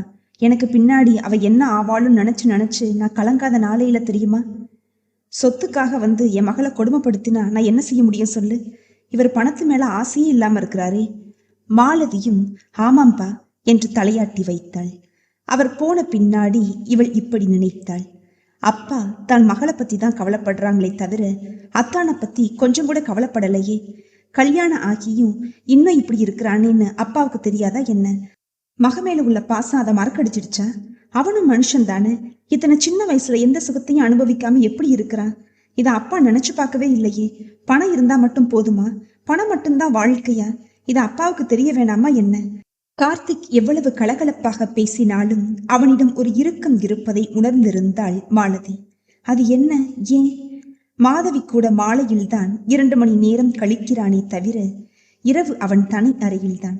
பாவம், அவன்தான் என்ன செய்வான்? இது அப்பாவுக்கு தெரிய வேணாமா என்ன? இப்படி தன் மகளுக்காக அவனுடைய வாழ்க்கையை பழியாக்கிட்டாங்களே. எப்பொழுதும் சனிக்கிழமை மதியத்திற்கு மேல் கார்த்திக் சீட்டில் இருக்க மாட்டான். இதை முதலில் சாதாரணமாக நினைத்த மாலதி வார வாரம் இது தொடரவே திகைத்தாள். மாதத்தில் ஒரு சனிக்கிழமை திருச்சி சென்று விடுவான். ஒரு நாள் விளையாட்டாக மாலதி, என்னத்தான் சனிக்கிழமை மதியம் ஆனா எங்கே போயிடுறீங்க? அப்படி என்ன ஸ்பெஷல்? மாதத்துல ஒரு நாள் திருச்சி வர போறீங்க, அது மட்டும் என்ன விசேஷம் என்றாள். மாலதி என்று அதட்டி விட்டான். அவளை ஒரு கணம் ஆடிவிட்டாள். இவன் இத்தனை கோபப்படுவான்னு நினைக்கவே இல்லை. நான் என்ன கேட்டுட்டேன், இப்படி கோபப்படுறானே? அவன் முகத்தை பார்த்தாள். அவன் கண்மூடி நின்றான். மாலதி மெதுவாக, சாரிதா, நான் சாதாரணமா தான் கேட்டேன். நீங்க இவ்வளவு சீரியஸா எடுத்துக்குவீங்கன்னு எனக்கு தெரியாது என்றாள். சாரி மாலதி, நான் தான் உன்கிட்ட மன்னிப்பு கேட்கணும். ஏதோ நினப்பு, நீ கேட்டது சட்டுன்னு கோவம் வந்துருச்சு. வெரி சாரி என்ன என்றான். பரவாயில்ல தான், விடுங்க. உங்களுக்கு என் மேல கோவப்பட உரிமை இல்லையா என்ன? எதுக்கு இத்தனை சாரி? நான் தான் உங்க மூளை கெடுத்துட்டேன்ல. அவனிடம் ஒருவிதம் இறுக்கம் இருந்தது. ஒரு நாள் கார்த்திக் அறைக்கு மாலதி வந்தாள். என்ன மாலதி, கூப்பிட்டா நானே வந்திருப்பேனே. ஏன் தான், உங்களோட அறைக்கு நான் வரக்கூடாதா என்ன? என்ன மாலதி இப்படி கேட்டுட்ட? இது உன்னோட வீடு தானே, நான் வர வேணான்னு சொல்ல முடியுமா என்ன? ஏன் தான் இப்படி பிரிச்சு பேசுறீங்க? உன் வீடு என் வீடுன்னு. உங்களுக்கு இல்லாத உரிமையா அந்த வீட்டுல? நீங்க இப்படி பேசுறது மனசுக்கு ரொம்ப கஷ்டமா இருக்கு தெரியுமா? நான் அண்ணன் தம்பி கூட பிறக்காதவ. உங்களை என் மதிப்பிற்குரிய அண்ணனா நான் மதிக்கிறேன். உங்களோட பாசம், பண்பு, அன்பு இதை கண்டு நான் பொறாம கூட பட்டிருக்கேன். உங்களோட தங்கச்சிங்க கொடுத்து வச்சவங்க தான் தெரியுமா? எவ்வளவு செய்றீங்க. எனக்கு கூட ட்ரெஸ்ஸு, மேக்கப் செட்டுலாம் வாங்கி தந்தீங்களே, எனக்கு எவ்வளவு சந்தோஷம் தெரியுமா? அவன் புன்னகைத்தான். எனக்கு இது மாதிரி யாரும் வாங்கி தந்ததில்ல. அப்பா பணத்தை தருவாரு, தேவையானதை நாங்களே வாங்கிக்குவோம். அக்காவும் அப்படித்தான். நாங்க 2 பேரும் எவ்வளவு சந்தோஷமா இருந்தோம் தெரியுமா? அவன் புருவம் சுருக்கினான். இவ என்ன சொல்றான்? இவளுக்கு பிறவில இருந்தே மனநல சரியில்லைன்னு இவ தானே சொன்னா. இப்ப என்னடான்னா நாங்க எவ்வளவு சந்தோஷமா இருந்தோம்னு சொல்றாளே என்று நினைத்ததை வாய்விட்டு கேட்டு விட்டான். அப்போதான் தெரிந்தது தான் உளறியது. சாரிதான், நான் அன்னைக்கு சொன்னது பொய் தான். உங்களுக்கு ஓரளவு தெரியும் நினைச்சேன். அப்பா இப்படி உங்களை ஏமாத்துவாருன்னு நினைக்கவே இல்லை. அக்கா நல்லா தான் இருந்தா, நல்லா படிச்சா. அவளுக்கு சிரிக்காம பேசவே தெரியாது. அப்படிப்பட்ட அவளை 4 பேரு எனும் போதே முகத்தை மூடிக்கொண்டு அழ ஆரம்பித்தாள். கார்த்திக்கிற்கு எல்லாம் புரிந்தது. அழாத மாலதி என்றான். அவள் கண்ணை துடைத்து கொண்டு, அதிலிருந்து தான் இப்படி ஆயிட்டா. ரொம்ப மென்மையானவ தெரியுமாத்தான். அந்த அதிர்ச்சி அவளால தாங்கிக்கவே முடியல.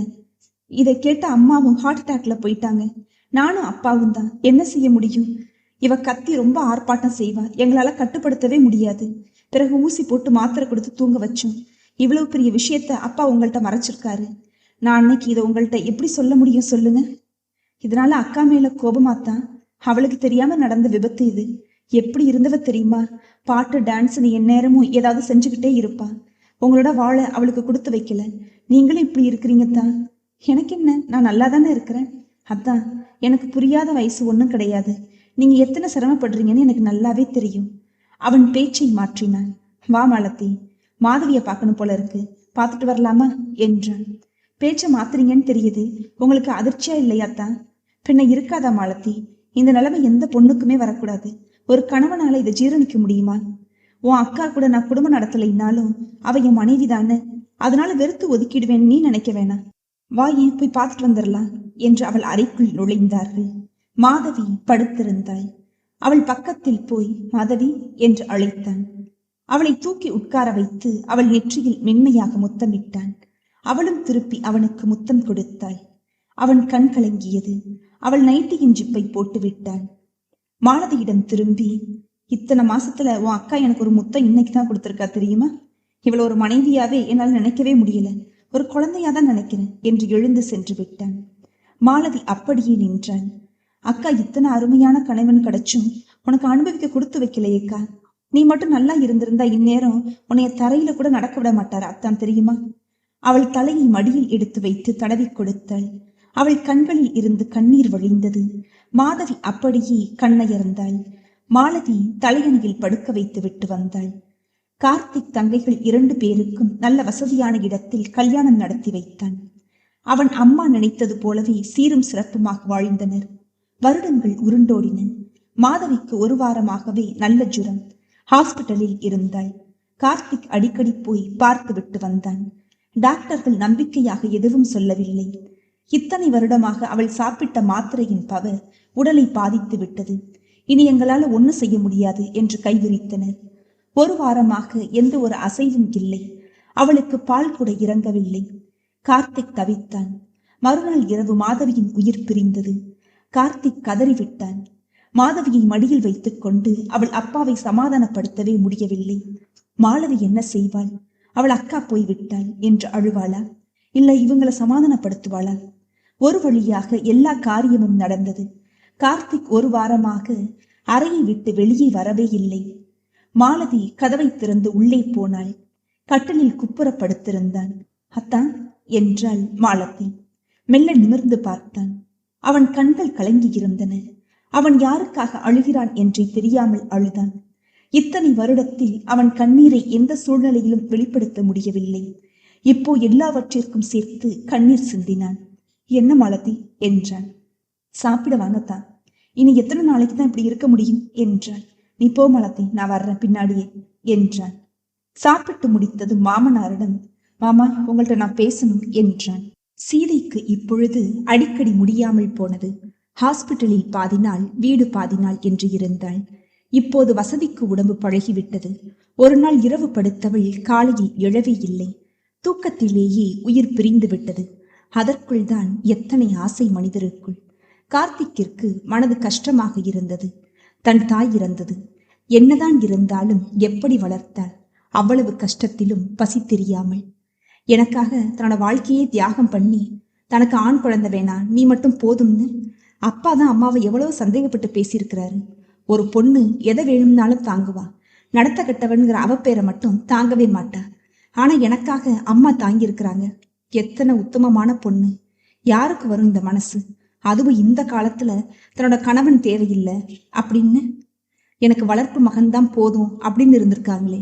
இத்தனை வருஷம் தனியா தன்னோட சொந்த கால்ல எந்த சொத்தும் சொந்த பந்தமும் இல்லாம சுயமா சம்பாரிச்சு இத்தனை தூரம் படிக்க வச்சு இன்னைக்கு என்னை இத்தனை பெரிய மனுஷராக்கி இருக்காங்கன்னா இவங்க வணக்கத்திற்குரிய தெய்வம் தானே, அதுல சந்தேகமே இல்லை. சீதையை குறை சொல்ல முடியாது. ஏன்னா இந்த சமுதாயத்துல அவ பட்ட வேதனை துன்பங்கள் அப்படி. ஒரு கணவன் இல்லாம இளம் வயசுல தனியா இருக்கிறதுங்கிறது கொடுமையிலையும் கொடுமை தானே. எத்தனை பேரு அவளை தவறான கண்ணோட்டத்துல பார்த்திருப்பாங்க. எத்தனை அவலமான பேச்சு, அவமானம், இதையெல்லாம் யாருக்காக பொறுத்துக்கிட்டாங்க? எல்லாம் எனக்காண்டி தானே. இவங்க எனக்காக செஞ்ச தியாகத்தை விட இது ரொம்ப சாதாரணம்தான். ஆனா நிவாதி, அவளுடைய வாழ்க்கை என்னாலதானே வீணா போச்சு. இதை எந்த பொண்ணால தாங்கிக்க முடியும்? எனக்காக இந்த தாய் தன்னோட வாழ்க்கை சந்தோஷத்தை இழந்தா. அவளும் எனக்காக தான் தன்னோட வாழ்க்கையை இழந்திருக்கா. 2 பேருக்கும் என்ன செஞ்சேனா? என்னால பிரச்சனை தான், யாருக்குமே நிம்மதி இல்லை. இது எனக்கு முன்னாடியே தெரிஞ்சிருந்தா நான் நிவாதி கழுத்துல தாலி கட்டி இருக்க மாட்டேன். நான் தாலி கட்டி கூட்டிட்டு வரலைனாலும் இந்த பிரச்சனை வெளியே வந்திருக்காது. எனக்கு தெரியாமலேயே கூட போயிருக்கும். முடிஞ்சவரை அம்மாவை சந்தோஷப்படுத்தினா நகம், பணம், பட்டு அப்படின்னு தாயோட மனசுதான் எத்தனை சந்தோஷப்பட்டிருக்கும். அவளின் பாசத்திற்கு முன் இதெல்லாம் ரொம்ப சாதாரணம். அவங்க எனக்கு செய்யாததை விடவா நான் பெருசா செஞ்சுட்டேன். எதை செஞ்சாலும், எத்தனை கோடி கொட்டு கொடுத்தாலும் அம்மாவோட சந்தோஷத்தை திருப்பி கொடுக்க முடியுமா என்னால? நான் இல்லைன்னா அழகான குடும்பம் இருந்திருக்கும். என்னைய அநாத விடுதியில கூட சேர்த்திருக்கலாம். அப்பா நான் வேணுமா இல்ல இவன் வேணுமா அப்படின்னு கேட்டப்ப இவன் அம்மா இவன் தான் வேணும்னு சொல்லியிருக்கிறாங்க. என் மேல அப்படி என்னம்மா அன்பு? நான் யாரோ பெத்த குழந்தை தானே. நான் எந்த வழியில வந்தேனோ எனக்காகவா எல்லாமே செஞ்சேன். நீங்க சுயநலமா சிந்திச்சதை நான் குறை சொல்லவே மாட்டேன். உங்களுக்கு, என் தங்கச்சிகளுக்கு நான் தானே பார்த்தாகணும், செய்யணும் எல்லாமே. ஆனா நீங்க என்னைய நம்பலையேம்மா. நான் நிவாதி கூட வாழ்ந்திருந்தா இத்தனை உயர்வான வாழ்க்கை உங்களுக்கு கிடைச்சிருக்காதுதான். ஆனா எப்படி இருந்தாலும் நான் உங்களை கைவிட மாட்டேனேம்மா. இதை நீங்க கடைசி வரை நம்பவே இல்லையே. ஆனால் சீதை அவனை பற்றி கவலைப்படவில்லை. தன் மகன் இப்படி இருக்கிறானே, இவனோட வாழ்க்கை என்னாகிறதுன்னு, இவனுக்கு குழந்தை இருந்திருந்தா எத்தனை வயசாயிருக்கும்னு தன்னோட பேர குழந்தைங்களை அப்படி கொஞ்சுவாங்க. இவனுக்கு மனதில் ஏக்கமாக இருக்கும். அவனும் மனுஷன் தானே. தன்னுடைய உணர்வுகளை அடக்கிக்கிட்டு எத்தனை காலத்துக்கு வாழ முடியும்? அவனுக்கும் தன்னோட குழந்தைகளை தூக்கி கொஞ்சம் ஆசை இருக்காதா? கார்ல போகும்போதும் வரும்போதும் பள்ளிக்கு செல்லும் குழந்தைகளை ஆவலோடும் ஏக்கத்தோடும் பார்ப்பான். ஸ்கூலை தாண்டும் போது வேகத்தை குறைத்து பார்வையை உள்ளே சுழல விடுவான். எத்தனை குழந்தைகள், எல்லாம் பூ மாதிரி. எத்தனை மென்மையான, எத்தனை அழகு இந்த குழந்தைகள்கிட்ட. எனக்கும் நிவாதிக்கும் குழந்தை பிறந்திருந்தா எத்தனை அழகா இருந்திருக்கும். அவளோட நேரம் அழகும் கொண்ட ஒரு பெண் குழந்தை. அவனை எறியாமல் ஏக்க பெருமூச்சு வெளிவரும். நிவாதி, நீ எங்கே இருக்கிற? என்ன செய்யற? இனி நினைச்சுக்கிட்டு தான் இருக்கிறியா இல்ல வேற வாழ்க்கை அமைச்சுக்கிட்டியா? சீதை இவனை பற்றி கவலைப்படவே இல்லை. கடைசி வரை தன் மகள்களுக்கு சீர் செய்யவும், நகை செய்யவும், பேர குழந்தைகளுக்கு ட்ரெஸ் எடுக்கவும் ஆக இருந்தாலே ஒழிய இவன் இந்த வயதில் இப்படி இருக்கிறானே என்று நினைக்கவில்லை. இரவு படுத்தால் அவனுக்கு தூக்கமே வராது. தூக்கம் வரும் வரை நிவாதியின் போட்டோவை கையில் வைத்திருப்பான். எனக்காக என் உணர்வுகளை மதிச்சு என் தாயோட கோரிக்கையை நிறைவேற்றும் வகையில வீட்டை விட்டு வெளியேறினாலே, இதை வேறொரு பொண்ணா இருந்திருந்தா தாலி கட்டின எனக்கு பதில் சொல்லிட்டு போ அப்படின்னு கேட்டிருக்க மாட்டாளா? சட்டையை பிடிச்சு கேட்டிருப்பா. அவள் எதுவுமே பேசலையே. எப்படி கதர்னா, என்னைய போக மட்டும் சொல்லாதீங்க கார்த்திக் அப்படின்னு என் மனசை எப்படி கல்லாக்கிக்கிட்டேன். அன்னைக்கு என் அம்மா பேசின பேச்சு அத்தனை கொடுமையானது. இப்ப நினைச்சாலும் நெஞ்சு குலுங்கும். வார்த்தைகள் அக்னி பிரபாகமா எப்படி வெளிப்பட்டுச்சு? இத்தனை கருணையே வடிவான தாய் எப்படி அன்னைக்கு அப்படி பேசினாங்க? நிவாதி, நீ என் கண்ணில்ல. நான் தவிக்கிற தவிப்பு உனக்கு புரியுதா? அவளுக்கு போன் போடலாமா என்று நினைப்பான். உடனே மனதை மாற்றிக்கொள்வான். இனியும் அவ மனசை கெடுக்க வேணாம் என்று வைத்து விடுவான். சீதை இருக்கும்போது மகனிடம், உன் மாமனார் மாலதியை கல்யாணம் பண்ணிக்கின்றாரே, நீ ஏன் பண்ணிக்க கூடாதரா என்றாள். இவனுக்கு வந்ததே கோபம். ஏமா, நீ புரிஞ்சுதான் பேசுறியா? எனக்கு எத்தனை கல்யாணம் தான் பண்ணி வைப்பீங்க? அவளுக்கு தாலி கட்டினேன், அவ பிரிஞ்சு போயிட்டா. இவளுக்கு தாலி கட்டினேன், இவ ஒரே அடியா போயிட்டா. ஏன் மாலதி நல்லா இருக்கிறது உங்க யாருக்கும் பிடிக்கலையா என்ன? இல்லடா, நான் எதுக்கு சொல்றேன்னா, இன்னொருத்தி வந்தா சொத்தை 2ஆ போடணும். நீயே அவளை கல்யாணம் பண்ணிக்கிட்டீன்னா வச்சுக்க, சொத்து வெளியே போகாது, அதான் சொன்னேன்.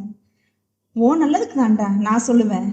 இதே நீ நிவாதி கூட இருந்திருந்தா இத்தனை சொத்து, பணம், பங்களா, காரு, அந்தஸ்துன்னு இருந்திருப்பியா? நான் சொன்னதுனால தானே உனக்கு நான் கெடுதல் பண்ணுவேனாடா என்றாள். அவன் கையெடுத்து கும்பிட்டு, அம்மா, நீங்க எனக்கு நன்மை செஞ்ச வர போதும், என் உயிருள்ள வர இதை நான் மறக்கவே மாட்டேன். நீங்க சொன்ன மாதிரி காரு, பணம், அந்தஸ்து எல்லாம் இருக்குமா, ஆனா என் நிம்மதி, என்னோட தூக்கம், சந்தோஷம் இதெல்லாம் இப்ப வாங்க முடியுமா என்றான். அவள் தலை குனிந்தாள். மாலதி யாரு? அவ என் மனைவியோட தங்கச்சி இல்ல? அப்ப எனக்கு அவ தங்கச்சி தானே. ஏமா இது மாதிரி எல்லாம் புத்தி போகுது உங்களுக்கு? இவ அக்கா எப்போ சாவா, இவ கழுத்துல எப்போ தாலி கட்டுவோம்னு இருந்த மாதிரில இருக்குது. இதுல என்ன தப்பு இருக்குது? ஊர் உலகத்துல நடக்காததா நான் சொல்லிட்டேன். ஊர் உலகத்துல என்னதான் நடக்கல, அதுக்காக நானும் இப்படி நடக்கணுமா? ஏமா எனக்குன்னு ஒரு மனசு இருக்குன்னு நீங்க நினைக்கவே மாட்டீங்களா? நீங்க சொல்றவ கழுத்துல எல்லாம் தாலி கட்டி குடும்பம் நடத்த முடியுமா சொல்லுங்க? இது என்ன சாதாரணமான விஷயமா? சொத்து போகக்கூடாதுன்னு அவ கழுத்துல நான் தாலி கட்ட அவளுக்குன்னு ஒரு மனசு இருக்குன்னு நினைக்கவே மாட்டீங்களாமா நீங்க? அவதான் என்ன நினைப்பா என்னைய பத்தி? இத்தனை நாள் இந்த எண்ணத்தோட தான் என்னோட பழகுனானா அப்படின்னு நினைக்க மாட்டாளா? சொத்து சொத்து இன்னும் போதலையாமா உங்களுக்கு? இன்னும் என்ன வேணும் கேளுங்க, நான் வாங்கி தரேன். அதுக்காக என் மனசை தீட்டு கொளுத்தாதீங்கம்மா. நான் சொத்து வேணும்னு கேட்டா என் மாமனார் இப்பவே அத்தனையும் கொடுத்துருவாரு. மாலதியும் அப்படிதான். அவங்களுக்கு போய் துரோகம் செய்ய சொல்றீங்களே. ஏமா, நான் நிவாதி கூட இருந்திருந்தா இத்தனை ஆடம்பரமான வாழ்க்கை இல்லைனாலும் நானும் சம்பாதிச்சிருப்பேன். ஆனா நாங்க எத்தனை சந்தோஷமா வாழ்ந்திருப்போம் தெரியுமா? பணத்துல மட்டும்தான் சந்தோஷமா? என் இளமையோட இனிமையான வாழ்க்கை, அதுல மொட்டு விட்ட ரோஜாக்கள், சிரிப்பு, மழலையோட குரல், எத்தனை இழப்புமா! இதை நீங்க நினைச்சே பார்க்கலையா? நிவாதியோட குடிசையில வாழ்ந்திருந்தாலும் எத்தனை சந்தோஷமா நிம்மதியா வாழ்ந்திருப்பேன் தெரியுமா? என்னால அவளை மறக்க முடியலம்மா. உடனே சீதை, நான் எனக்கு மட்டுமா சொன்னேன்? இன்னைக்கு உன் தங்கச்சிங்க எத்தனை சந்தோஷமா வாழ்றாங்க, இதுக்குதான் சொன்னேன். இப்படி சுயநலமாக பேசுபவளிடம் என்ன பேச முடியும்? பேசாமல் எழுந்து போகத்தான் முடியும். எழுந்து போய்விட்டான். நினைவு சங்கிலிகள் அவனை பின்னி பிணைந்தன. அவனால் அதிலிருந்து வெளிவர முடியவில்லை. கார்த்திக்கை பொறுத்தவரை இது நியாயம் இல்லையே. அவனின் மனதை, உணர்வுகளை, ஆசைகளை கொள்ள யாருக்குதான் உரிமை இருக்கிறது? அவனிடத்தில் இருந்து பார்த்தால் அது தப்புதானே. அந்த தாயின் இறுதி சடங்கை முறையாக நிறைவேற்றினான். அவன் கண்களின் கண்ணீர், அம்மா உங்களோட கடைசி ஆசையை நிறைவேற்றிட்டேன், தங்கச்சிகளையும் நான் பார்த்துக்குவேன் என்று மனதில் நினைத்தான். நிவாதிதான் எத்தனை கெஞ்சினான். குழந்தை கூட நாங்க பெத்துக்கலைன்னாலே அவளோட மனசு எத்தனை வலிச்சிருக்கும். நினைவுகள் அருந்தன. மாலதி கார்த்திக்கிடம், அத்தான் கம்பெனிக்கு இன்னொரு ஆள் தேவைப்படுது, முக்கியமான கணக்குகள் பார்க்க பேப்பர்ல விளம்பரம் கொடுக்கட்டுமா என்றாள். சரி மாலதி, நீ செய்யி. நான் அடுத்த வாரம் யூஎஸ் போக வேண்டியிருக்குது. நீயே செலக்ட் பண்ணிரு, உனக்கும் வசதியா இருக்கும் பரத்தை பார்க்கறதுக்கு என்றான். அவள் சட்டன் நிமிர்ந்தாள். அத்தான், எனக்கு எல்லாம் தெரியும் மாலதி, இதுல ஒன்றும் தப்பு இல்லையே. ஆனா 2 பேரும் கல்யாணம் செஞ்சுக்கிற முடிவோடு லவ் பண்ணுங்க என்ன என்றான். சரிங்கத்தான், நீங்க போய் வர எத்தனை நாள் ஆகும்? ஒரு 15 நாள் திட்டமிட்டிருக்கேன், சீக்கிரம் முடிஞ்சா உடனே வந்துடுவேன் என்றான். மாலதி பேப்பரில் விளம்பரம் கொடுத்திருந்தாள். அதை பார்த்து நிவாதி அப்ளை பண்ணினாள். அவளை வர சொல்லி கார்டு வந்தது. இவளும் போனாள். நிறைய பேர் வந்திருந்தனர். இவள் 1 மணி நேரம் காத்திருந்தாள். இவள் முறை வந்ததும் இவள் எழுந்து உள்ளே போனாள். தன் வயதையொத்த பெண் இருப்பதை பார்த்து கண்களை விரித்தாள் அவள். மாலதி அவள் சர்டிபிகேட் எல்லாம் பார்த்தாள். திருச்சி என்று இருந்தது. நீங்க திருச்சியா என்றாள். ஆமா, ஆனா இப்போ சென்னையில தான் இருக்கிறோம் என்றாள். சரி, உங்களுக்கு கார்டு வரும், வந்துருங்க என்று அனுப்பி வைத்தாள். அடுத்த வாரத்திலேயே கார்டு அனுப்பி வந்து ஜாயின் பண்ணி கொள்ள சொன்னாள் மாலதி. நிவாதியும் ஜாயின் பண்ணி வேலைக்கு போய் வந்து கொண்டிருந்தாள். மாலதி நிவாதியிடம் நல்ல ஃப்ரெண்டாக பழகினாள். நிவாதிக்கும் பிடித்திருந்தது. மாலதி, நிவாதி நாளைக்கு என் அத்தா வந்துடுவாரு என்றாள். அவள் பேச்சில் பாதி அவள் அத்தானை பற்றியதாக தான் இருக்கும். அதான் முகத்துல இவ்வளவு சந்தோஷமா கேலி பண்ணினாள். மறுநாள் காலை நிவாதியை வந்து கூட்டிப் போனாள் மாலதி. வா நிவாதி, என் அத்தான்ட்ட உன்னை அறிமுகப்படுத்தி வைக்கிறேன் என்று. கதவை திறந்து இருவரும் உள்ளே போயின. அத்தா என்றாள் மாலதி. வா மாலதி என்று நிமிர்ந்தவன் நிவாதியை பார்த்து சட்டென சீட்டில் இருந்து எழுந்து விட்டான். அவனை அறியாமல் நிக்கி என்றது வாய். நிவாதியும் அதிர்ந்து விட்டாள். இவள் கொஞ்சம் கூட எதிர்பார்க்கவில்லை இவன் இங்கு இருப்பான் என்று. தடுமாறியவளை சட்டென பிடித்தாள் மாலதி. என்ன நிவாதி, ஏன் இந்த தடுமாற்றம்? என்ன செய்யுது? வா வந்து உட்கார முதல்ல என்று உட்கார வைத்தாள். அவன் டேபிள் மீது இருந்த தண்ணீரை எடுத்து கொடுத்தாள். அதை வாங்கி ஒரே மடக்கில் குடித்துவிட்டு கீழே வைத்தாள். மாலதி இருவரையும் நோட்டம் விட்டாள். 2 பேரும் ஏற்கனவே அறிமுகம் ஆனவங்க போல தெரியுது, ஆனா காட்டிக்காம சமாளிக்கிறாங்க. என்ன நடக்குதுன்னு தான் பாப்பமே. கார்த்திக் அதற்குள் தன்னை சமாதானப்படுத்தி கொண்டான். மாலதி அவனிடம், அத்தான் இந்த பொண்ணு நிவாதி தான், நம்ம ஆபீஸ்ல சேர்ந்திருக்கிற புது பொண்ணு, உங்களுக்கு பிடிச்சிருக்கா என்றாள். கார்த்திக் லேசாக சிரித்தான். ஆபீஸுக்கு தானே சேர்த்திருக்கிற, என்னவோ பொண்ணு பார்த்துட்டு வந்து பிடிச்சிருக்கான்னு கேட்கறது போல கேட்கிற என்றான். எப்படியோ வேலை ஒழுங்கா நடந்தா சரிதான், போங்க என்றான். அவன் இப்படி இலகுவாக பேசி மாலதி கேட்டதில்லை. வியப்புடன் அவனை பார்த்தாள். கார்த்திக் முகத்தில் தான் எத்தனை பரவசம்! 1000 கோடி நட்சத்திரங்கள் ஒரே நிமிடத்தில் ஒளிர்ந்தது போல் பிரகாசித்தன. இது மாதிரி அவன் முகம் பிரகாசித்து அவள் பார்த்ததே இல்லை. எப்போதும் இழையோடிய சோகம் இருப்பது போல் தெரியும். நிவாதியின் முகத்தை கூர்ந்து பார்த்தாள். அவளின் நிலையை கேட்கவே வேண்டாம். அவனால் உட்கார முடியாமல் முள்ளின் மேல் இருப்பது போல் தவித்தான். கார்த்திக் போன் பண்ணி 2 மாதுளை ஜூஸ், ஒரு ஆப்பிள் என்றான். நான் வரேன் சார் எழுந்தாள் நிவாதி. இருநித்து, ஜூஸ் சொல்லியிருக்கிறேன், குடிச்சிட்டு போயேன் என்றான். ஜூஸ் வந்ததும் ஆப்பிள் ஜூஸை எடுத்து மாலதியிடம் கொடுத்து விட்டு மாதுளை ஜூஸை எடுத்து நிவாதியிடம் நீட்டினான். அவள் கை நடுங்க வாங்கி கொண்டாள். ஏன் இப்படி கையெல்லாம் நடுங்குது நிவாதி? என் அத்தானை பார்த்து அத்தனை பயமா என்ன என்றாள் மாலதி. இல்ல, எனக்கு கொஞ்சம் தலைவலிக்குது, அதான் என்று உளறி கொட்டி கிளம்பினாள். நிவாதியை பார்த்த கார்த்திக்கிற்கு இருப்பு கொள்ளவில்லை. இவள் எப்படி திடீரென்று இங்கு வந்தாள்? இத்தனை வருடம் இந்த சென்னையில தான் இருந்தாளா? அவனுக்கு தூக்கம் வரவே இல்லை. புரண்டு படுத்தான். எனக்கு ஏன் இத்தனை அவஸ்தை இருக்குது? உடம்பில் ஒவ்வொரு அணுவும் அவளுக்காக துடித்தது. அவளை பார்த்ததில் இருந்து அவனின் தாபம் அதிகமாக இருந்தது. அவன் உணர்ச்சிகளுக்கு தடை போட முடியவில்லை. அவள் வீட்டுக்கு போலாமா? ஆனா அட்ரஸ்? மறுநாள் சாலையில் போனதும் நிவாதியை கூப்பிட்டான். அவளும் உடனே வந்தாள். அவன் அவளை முழுவதாக அளவெடுத்தான். அவன் கண்கள் சிவந்து கோவை பழம் போல் இருந்தது. என்ன சார், கூப்பிட்டுட்டு பேசாம இருக்கிறீங்க என்றான். உன்னை கூப்பிட்டேன்ல, பா வந்து உட்கார என்றான். அவனின் தடுமாற்றத்தை அவள் புரிந்து கொண்டாள். ஏன் இப்படி தடுமாறுறான்? இத மாலதி கவனிச்சா என்ன ஆகுறது? இது தெரிய வேணாமா கார்த்திக்கு? இவன் அப்படிப்பட்டவன் இல்லையே. என்னைய பார்த்ததும் தடுமாறுறானே. உடனுக்குடனே மனசை மாத்திக்கிறவன் இல்லையே. பின்னாடி ஏன்? நிவாதி, உனக்கு என்னைய பார்த்ததும் பழைய நினைவுகள் எதுவும் வரலையா என்றான். அவள் திடுக்குற்றாள்.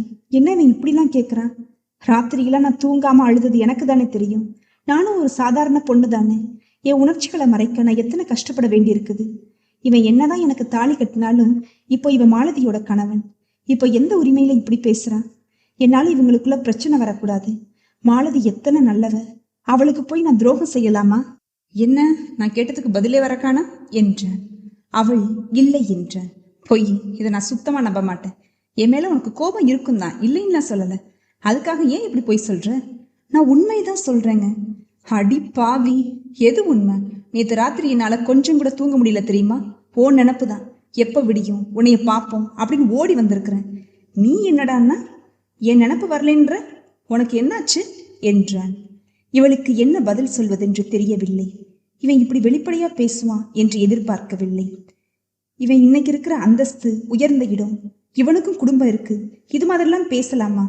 ஏன் இப்படிலாம் பேசுறீங்க என்று நினைத்ததை வாய்விட்டே கேட்டுவிட்டாள். அவன் எழுந்து பக்கத்தில் வந்தான். என்ன நிவாதி பேசுற? நான் எவ்வளவு பெரிய அந்தஸ்துல இருந்தாலும் உன்னை நான் மறக்கவே இல்லை தெரியுமா? நீங்க என்கிட்ட இப்படி பேசுறது முறையா? மாலதி என்ன நினைப்பாங்க? இதுல அவன் நினைக்கிறதுக்கு என்ன இருக்கு? அவனை புரியாமல் பார்த்தாள். இது கார்த்திக்கின் சுபாவமே இல்லையே. ஒருவேளை பணம் அந்தஸ்து வந்துடவும் இவனுக்கும் இது சாதாரண விஷயமா போயிருச்சோ? இதுல அவன் நினைக்க என்ன இருக்குன்றானு? ஏன் பணம் வந்ததுனால எப்படினாலும் வாழலாம் அப்படின்னு நினைக்கிறானோ? அவன் தவிப்போடு அவளை நெருங்க சட்டென அணைத்தான். அவள் அதிர்ச்சியானாள். இவள் இந்த செய்கையை எதிர்பார்க்கவே இல்லை. அதுவும் ஆபீஸ்ல எந்த நேரத்துல யார் வேணும்னாலும் வரலாம். இவன் எந்த தைரியத்துல இவன் என்கிட்ட இப்படி நடந்துக்கிறான்? அவன் கை அவள் மேனியில் ஊர்ந்தது. அவள் இதழில் அழுத்து முத்தமிட்டான். அது கொதித்தது. அவள் சுய உணர்வு பெற்றாள். சட்டென அவனை பிடித்து தள்ளினாள். கார்த்திக், என்ன இது? உங்களுக்கு இது அசிங்கமா இல்ல? என்கிட்ட இப்படி நடக்கிறதுக்கு? அதுவும் ஆபீஸ்ல உங்களுக்கு கல்யாணம் ஆகிருச்சு, அந்த நினைவு இருக்கட்டும் என்ன என்றாள் கடுமையாக. அவன் திகைத்தான். ஏன் இவ இப்படி சீர்றா? இவளுக்காக நான் தவிச்ச தவிப்பு தான் என்ன? இப்படி தள்ளி விடுறாளே. இது ஆபீஸ்ங்கிறதுனாலயா? சரி நிவாதி, நாம இன்னைக்கு வெளியே போயிட்டு வரலாமா? நானும் ஒண்ணு வரல என்றாள் முகத்தில் அடித்தார் போல. அதான் ஏன் ஏன்ங்கிற காரணத்தை எல்லாம் உங்களுக்கு சொல்ல வேண்டிய அவசியம் இல்லைங்க என்றாள் பட்டென்று. அவனுக்கு கோபம் வந்தது. இவள் தனக்கு கல்யாணம் ஆகிவிட்டதால் தான் தன்னை இப்படி வெறுக்கிறாள் என்று நினைத்தான். எனக்கு கல்யாணம் ஆகியிருந்தா என்ன நிவாதி? அன்னைக்கு இன்னைக்கு எப்பவும் நீதானே என் மனசுல இருக்கிற. இப்படி சொல்ல உங்களுக்கு வெக்கமா இல்ல? எதுக்கு இப்படி கட்டின மனைவிக்கு துரோகம் செய்றீங்க என்றாள். அவள் முகத்தை பார்த்தான். அது ஆத்திரத்தில் சிவந்து தகதகத்தது. இவளிடம் இப்போது எது சொன்னாலும் புரிந்து கொள்ளப் போவதில்லை. சரி, நீ போகலாம் என்றான். நிவாதி கதவை திறந்து பட்டென சாத்தி விட்டு போனாள். அவளின் கோபம் அதில் தெரிந்தது. கார்த்திக் யோசனையாக புருவத்தை உயர்த்தினான். எதுக்கு இப்படி கோவப்படுறா? நான் இவளை சந்திச்ச உடனேயே எவ்வளவு சந்தோஷப்பட்டேன். இவையும் இப்படி கொதிக்கிறா? இவளை விட்டுட்டு வேற கல்யாணம் பண்ணி இத்தனை வசதியா இவ்வளவு பெரிய கம்பெனிக்கு சொந்தக்காரனா இருக்கிறதுனால அவளுக்கு கோபம் வரத்தானே செய்யும். தன்னை விட்டுட்டு இவன் சந்தோஷமா தான் இருக்கிறான்னு நினைப்பா போல. எந்த பொண்ணுமே அப்படித்தானே நினைப்பா? அன்னைக்கு எனக்காக போயிட்டேனாலும் இன்னைக்கு வேற ஒரு பொண்ணை மனம் முடிச்சு இப்படி இருக்கிறது அவளுக்கு உறுத்தலா தானே இருக்கும். அவன் மனம் கசந்தது. இப்படி வெறுப்பு உமிழ்றாளே என்று. எத்தனை புன்னகை ததும்ப எப்படி பேசுவாள், எத்தனை மென்மை நளினம். அவள் அதிர்ந்து பேச மாட்டாள். இன்று சரவடியா வெடிக்கிறாளே. நிவாதியால் வேலை பார்க்க முடியவில்லை. லீவு சொல்லிவிட்டு நேரா பீச்சுக்கு சென்றாள். வீட்டிற்கு சென்றால் அம்மா ஏன் என்னாச்சு என்று கேள்வி கேட்பார். பீச்சுக்கு ஒதுக்குப்புறமாக அமர்ந்தாள். கூட்டம் இல்லை. அவள் மனம் குமரிக் கொண்டு வந்தது. கார்த்திக், நீங்களா இப்படி? இவளுக்கு தான் தாலி கட்டிட்டோமே, நம்ம எப்படி வேணும்னாலும் நடந்துக்கலாம்னு நினைச்சிட்டீங்களோ? இப்போ உங்க அம்மா கேட்க மாட்டாங்களா? பணம் இருக்கிறதுனால 2 பேரோட குடும்பம் நடத்தலாம்னு நினைச்சீங்களா? ஏன் எனக்கு கேட்க ஆள் இல்லைன்னு தானே இப்படி நடந்துக்கிறீங்க? இதை அன்னைக்கே நீங்க செஞ்சிருக்கலாமே, ஏன் செய்யல? உங்க கூட சேர்ந்து சிலுவை சுமக்க நான் தயாரா தானே இருந்தேன். அன்னைக்கு பேச முடியலையே உங்களால. உங்க அம்மா பேச்சை கேட்டுக்கிட்டு என்னை போக சொல்லிட்டீங்களே. உங்களை நான் ஒன்றும் குரல்லாம் சொல்ல முடியாது. உங்க சூழ்நிலை அப்படி. நீங்க என்னைய மனசார காதலிச்சுதான் கல்யாணம் பண்ணிக்கிட்டீங்க. அது முடிஞ்சு போன கதை. இப்பயும் என்கிட்ட இப்படி நடந்துக்கிறீங்க. நாம தொட்டா இவ குழஞ்சிடுவான்ங்கிற நினைப்பு தானே. இன்னும் மறக்கலைன்றானு. என்னைய மறக்காம தான் அவளோட குடும்பம் நடத்துறானா? இது என்ன அபத்தமான பேச்சு? இப்படி சொல்லலாமா என்ன? அவன் ஒருத்திக்காவது உண்மையா இருக்க வேணாமா? அவள் கண்களில் இருந்து கண்ணீர் வழிந்தோடியது. இந்த கடல் வற்றினாலும் இந்த கண்ணீர் வற்றாது போல இருக்குது. இத்தனை வருஷம் அவனை நினைச்சு நினைச்சு கண்ணீர் விட்டு ஓய்ந்து போனாள். எத்தனை கண்ணியமா இருந்தவன் இன்னைக்கு இப்படி நடந்துக்கிறான்னு. இவள் எப்படியும் வளைவான்கிற நினைப்பா? கார்த்திக் யோசனையாக அவள் ஃபைலை எடுத்து புரட்டினான். அதில் அவள் அட்ரஸ், செல் நம்பர் எல்லாம் இருந்தது. மணமானவள் என்று குறிப்பிடப்பட்டிருந்தது. கல்யாணமானவளா? எதை குறிப்பிட்டிருக்கா? அன்னைக்கு என்னோட நடந்ததையா, இல்லை இப்ப இவ வேறொருத்தரோடையா? நடுங்கியது அவனுக்கு. கண்களை இறுக மூடிக்கொண்டான். இருக்குமா அது மாதிரிலாம்? அன்னைக்கு நானே இதை சொன்னவன் தானே, உனக்குன்னு ஒரு வாழ்வை அமைச்சுக்கோன்னு. அவளை இன்னைக்கு பார்க்கவும் என் மனசு தடுமாறுதே. இருக்காது, இவ அது மாதிரி கல்யாணம் எல்லாம் பண்ணியிருக்க மாட்டா. இவ அந்த மாதிரி பொண்ணெல்லாம் இல்லையே. அவன் குழப்பமானான். தலையை 2 கைகளாலும் பிடித்து கொண்டான். மாலதி உள்ளே வந்தாள். அத்தான். இவன் குனிந்த தலை நிமிரவில்லை. அத்தான் என்றாள் அழுத்தமாக. என்ன மாலதி, என்னத்தான் ஒரு மாதிரி இருக்கீங்க? என்ன செய்யுது உடம்புக்கு என்றாள் கவலையாக. ஒண்ணுல்ல, லேசான தலைவலிதான் என்றான். மாலதி மனதில், இப்பதான் நிவாதி வந்து தலைவலி, அதனால லீவ் வேணும்னு கேட்டுட்டு போனா, இப்ப இவனுக்கும் தலைவலியா? 2 பேருக்கும் என்னதான் பிரச்சனை? அவள் யோசனையாக அவன் முகத்தையே பார்த்தாள். என்ன மாலதி அப்படி பாக்குற? நான் உண்மையதான் சொல்றேன் அப்படின்னா. நீங்க எதுக்குதான் போய் சொல்ல போறீங்க? வீட்டுக்கு போய் ரெஸ்ட் எடுக்கலாம்ல, நான் இன்னைக்கு பாத்துக்கிறேனே என்றாள். மாலதி யோசனை செய்தாள். இவளுக்கு கல்யாணம் ஆயிடுச்சுன்னு சொன்னாலே ஏன் அத்தானை பார்த்து தடுமாறணும்? 2 பேரும் திருச்சி தானே, அங்கே ஏதாவது பழக்கமா இருக்குமா? 2 பேரும் தெரிஞ்ச மாதிரியும் காட்டிக்கல, தெரியாதது போலவும் இல்லை. இவங்களுக்குள்ள சாதாரண பழக்கம்னா எப்படி இருக்க என்று விசாரிப்போம். எனக்கு இவங்களை முன்னமே தெரியும் மாலதி அப்படின்னு சொல்லியிருக்கலாமே, ஏன் அப்படிலாம் சொல்லல? அன்றில் இருந்து நிவாதியின் முகத்தை கவனித்தாள். அவள் முகமே சரியில்லை. அத்தானிடம் கேட்டு பார்க்கலாமா? சொல்றதுன்னா அவனே இந்நேரம் சொல்லியிருப்பானே என்று நினைத்தாள். நிவாதியும் ரொம்ப குழம்பி போனாள். மாலதியை தான் இவன் கல்யாணம் பண்ணிக்கிட்டானா? எத்தனை அருமையான பொண்ணு. அவ மனசை இத்தனை வருஷம் கட்டுப்படுத்தி வைத்திருந்தாள். இப்போது அது முடியவில்லை. தன் அருகிலேயே கணவன் இருக்கும் போது எந்த பெண்தான் நிம்மதியாக இருப்பாள்? ஒரு நாள் ஃபேக்டரிக்கு மாலதி, நிவாதி, கார்த்திக் மூவரும் சென்றனர். ஒரு மிஷின் ரிப்பேர். அடிக்கடி இப்படி ஆனது. அதை பார்க்க அதன் மேல் கை வைத்தான். அது அப்போதுதான் நின்றது. அதனால் சூடாக இருந்ததால் அவன் கை கொப்பளித்து விட்டது. கார்த்திக் கையை உதறிக்கொண்டான். அதை பார்த்த நிவாதி கார்த்திக் என்று கத்திவிட்டு அவன் கையை பிடித்து பார்த்துவிட்டு, இப்படி கொப்பளிச்சிருச்சே என்று அழுது விட்டாள். ஒண்ணுமில்ல நித்து, லேசான எரிச்சல் தான், எதுக்கு போய் இப்படி துடிக்கிறியே என்றான் மெதுவாக.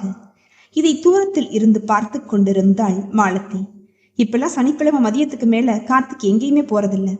அந்த மாதத்துல ஒரு நாள் லீவு எடுத்துக்கொண்டு திருச்சிக்கு போவதில்லை. இதை கூட மாலதி கவனித்தாள். ஒரு நாள் நிவாதியிடம் கார்த்திக், நான் உன்கிட்ட பேசணும் நித்து, நீ இப்ப கீழே போய் என் கார்கிட்ட இரு, இதை நான் வந்துடுறேன் என்ன என்றான். இவளுக்கு தயக்கமாக இருந்தது. என்ன இருந்தாலும் இவன் கல்யாணமானவன். மாலதி தான் என்ன நினைப்பா? ஏற்கனவே அவ ஒரு மாதிரி பாக்குறது போல வேற இருக்குது. இப்ப தனியா சந்திக்கலாமா?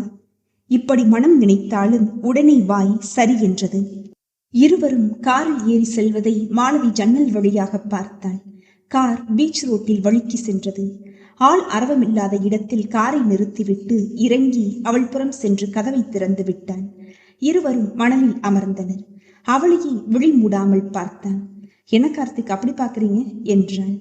எப்படி இருக்க நித்து என்றான் ஆழ்ந்த குரலில். அவள் பேசாமல் இருப்பதை பார்த்துவிட்டு, என்ன இவன் இத்தனை நாள் பார்த்துட்டு எதுவும் பேசாம இன்னைக்கு இப்படி கேட்கிறானு அப்படின்னு என் மேல கோபமா என்ன என்றான். அப்படிலாம் இல்ல கார்த்திக், உங்க நிலைமை எனக்கு தெரியாதா? தெரிஞ்சு நான் உங்க மேல கோபப்படுவேனா சொல்லுங்க என்றான். நீங்க எப்படி இருக்கீங்க கார்த்திக் என்றால் கண்கள் கலங்க. ஏதோ இருக்கேன் நித்து. உன் அம்மா அப்பா தங்கச்சி எல்லாரும் நல்லா இருக்காங்களா? என்னோட அப்பா இறந்துட்டாரு, தங்கச்சிக்கு கல்யாணம் ஆயிருச்சு, இப்ப நானும் அம்மாவும் மட்டும்தான். எங்க இருக்க நித்து? ஆழ்வார்பேட்டையில இருக்கேன். நித்து, நீ வேற கல்யாணம் பண்ணிக்கிட்டியா என்றான் தவிப்போடு. அவனை நிமிர்ந்து பார்த்தாள். ஒரு பொண்ணு எத்தனை தரம் கல்யாணம் பண்ணிக்குவா கார்த்திக் சொல்லுங்க? அவள் பதில் அவனை சாட்டையால் அடித்தது போல் இருந்தது. அவள் கழுத்தில் அவன் போட்ட தாளிச்சை. மனது சற்று நிம்மதியானது. அப்புறையும் தயங்குற நித்து, என் கூட சேர்ந்து வாழ வேண்டியதுதானே என்றான்.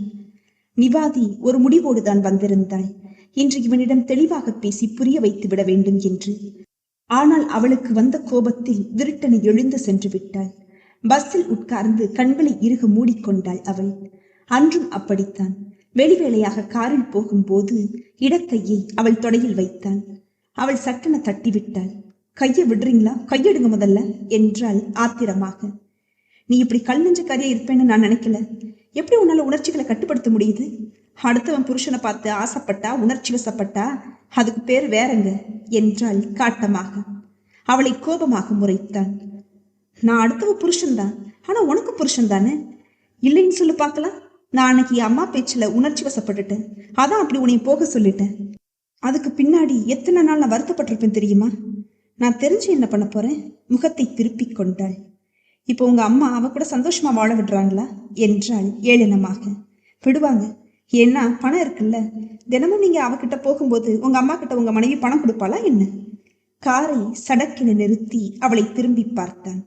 வார்த்தையை அளந்து பேசி நிவாத்தி, இந்த மாதிரி வார்த்தையை உன் வாயிலிருந்து நான் எதிர்பார்க்கல. அதுவும் என் அம்மாவை நீ குறை சொல்றது எனக்கு சுத்தமா பிடிக்கல. அப்புறம் எதுக்கு ஏன்ட்டு சில்மிஷம் பண்றீங்க? நீங்க பேசாம இருந்தா நான் ஏன் பேச போறேன் சார்? அவன் கண்கள் கோவை பழம் போல் சிவந்தன. இந்த மாதிரி அம்மாவையே தூக்கி வச்சு ஆடுறீங்க. இதே நல்ல அம்மாவா இருந்து என்னை ஏத்துக்கிட்டாங்கன்னா உங்களை கையில பிடிக்க முடியுமா? பப்பா விட்டான் ஒரு அறை. இதை அவளை எதிர்பார்க்கவில்லை. அடித்த கன்னத்தை கையால் தடவி விட்டாள். அவள் கண் கலங்கிவிட்டது. சட்டென அவளை இழுத்து அணைத்தான். அவளும் அவன் தோளில் முகம் புதைத்து அழுதாள். அவன் அவளை வருடி விட்டான். அவள் முகத்தை நிமிர்த்தி நெற்றியில் முத்தமிட்டான். அவள் சட்டென விலகினாள். அதுக்குள்ள என்ன வந்துருச்சு நிமிஷத்துல? இப்படி மனசை மாத்துற? அவளுக்கு கோபம் வந்தது. நானா நிமிஷத்துக்கு நிமிஷம் மனசை மாத்துறேன்? நீங்க செய்யறதெல்லாம் என்ன சொல்றீங்களா? நான் அன்னைக்கு செஞ்சது தானே சொல்லி காட்டுறேன். என் சூழ்நிலையை நீ அன்னைக்கு இருந்துதானே பார்த்ததானே. நான் வேற என்ன செய்ய முடியும் அந்த நிலைமையில? எங்க அம்மாவை குறை சொல்றேன். நீ இப்படி இருக்கும்போதே என் வீட்டுல இருந்திருந்தா அவ்வளவுதான் போல இருக்குது. என் அம்மா சொன்னதுதான் நடந்திருக்கும். நல்ல அம்மாவா இருந்திருந்தான்ங்கிற? ஏன் என் அம்மா மாதிரி இந்த உலகத்துல நீ காட்டு பாக்குற? நான் இந்த மாதிரி பண்ணுனா எந்த தாய்க்கு தான் கோபம் வராது? ஏன் நீ விட்டு வந்தியே? உன் வீட்டுல உன்னை ஒன்னும் சொல்லலையா? உன்னைய பெத்தவங்க தானே, அதனால நம்ம புள்ள தப்பு பண்ணியிருக்கான்னு பேசாம இருப்போன்னு இருந்தாங்களா என்ன? திட்டிருப்பாங்க தானே? காதலிக்கும் போது எப்படி ஒன்னும் தெரியாத மாதிரி இருந்த, இப்ப பாரு என்ன பேச்சு பேசுறேன்னு. இததான் என் அம்மா அன்னைக்கே சொன்னாங்க. அவ உன்னைய மயக்கிட்டா அப்படின்னு என்று காட்டமாக பேசினான். அவள் கண்களில் இருந்து கண்ணீர் வழிந்தது. அவள் பொறுமை இழந்தாள். துரோகி, நீ நல்லா இருப்பியா?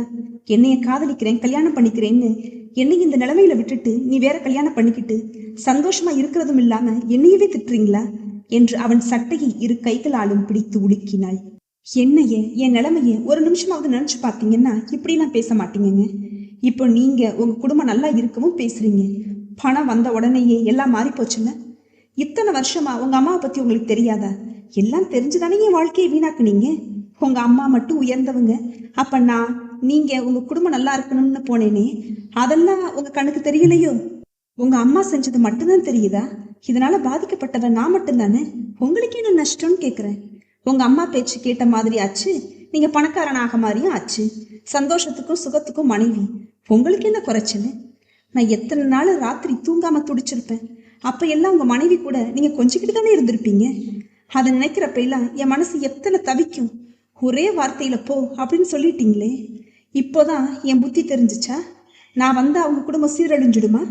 நானும் அவங்கள மயக்கினேன். அப்ப நீங்க என்னைய காதலிக்கல, அப்படித்தானே? ஐயோ என்று முகத்தில் அரைந்து கொண்டு அழுதாள். நிக்கி, நான் அந்த அர்த்தத்துல சொல்லல. நான் சொன்னதை நீ தப்பா புரிஞ்சுக்கிட்ட. என்ன சொல்ல வர்றேன்னா, நீங்க எதுவும் சொல்ல வேணாம். உங்களை பத்தி புரிஞ்சுக்கிட்டேன், நல்லாவே புரிஞ்சுக்கிட்டேன். என் மேல இவ்வளவு நல்ல அபிப்பிராயம் வச்சதுக்கு ரொம்ப தேங்க்ஸ் என்று கார் கதவை திறந்து கொண்டு இறங்கினாள். ப்ளீஸ் நிவாத்தி, இறங்காத. நான் உன்னை தப்பாலாம் ஒண்ணுமே நினைக்கல என்றான். அவள் இறங்கி விருட்டென்று சென்று விட்டாள். அவன் சிலை போல் அப்படியே அமர்ந்திருந்தான். எப்படி அழுறான், என்னைய துரோகின்றான். எனக்கு பொருத்தமான பேர் தான். நான் பேசினது அவளை இத்தனை தூரம் பாதிச்சிருச்சு என்ன? கார்த்திக் உள்ளுக்குள் குமரி கொண்டிருந்தான். இவளுக்கு இப்போ திமிரு ரொம்ப அதிகமே ஆயிருச்சு. நான் என்னமோ இவளை வேணும்னே கழட்டி விட்ட மாதிரி.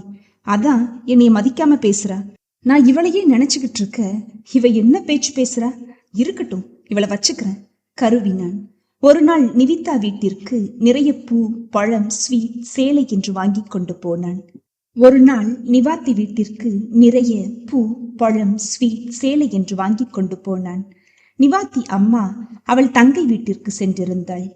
நிவாத்தி மட்டும் வீட்டில். ஞாயிறு ஆதலால் மெல்ல எழுந்து குளித்து விட்டு மெலிதான ஒரு நைட்டியை போட்டுக்கொண்டு இருந்தாள். காலிங் பெல் அடிக்கவும், யார் நம்ம வீட்டுக்கு வர்றது என்று யோசனையோடு சென்று கதவை திறந்தாள்.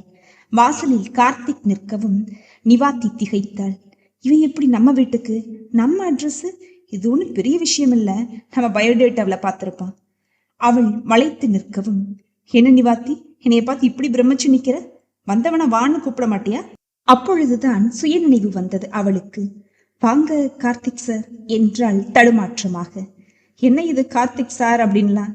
என்ன என்னோட பேர் மறந்துருச்சா? இல்லை இது ஆபீஸ் தானா என்றான் கடுப்பாக. என்ன இருந்தாலும் நீங்க என்னோட முதலாளி இல்லையா? மரியாதை குறைவா பேர் சொல்லி கூப்பிடலாமா என்ன? கை நீட்டி சம்பளம் வாங்குற வேலைக்காரி தானேனா என்றாள் குத்தலாக. சரி நிவாத்தி, உன் கூட சண்டை போட நான் இங்க வரல, சரியா என்றான்.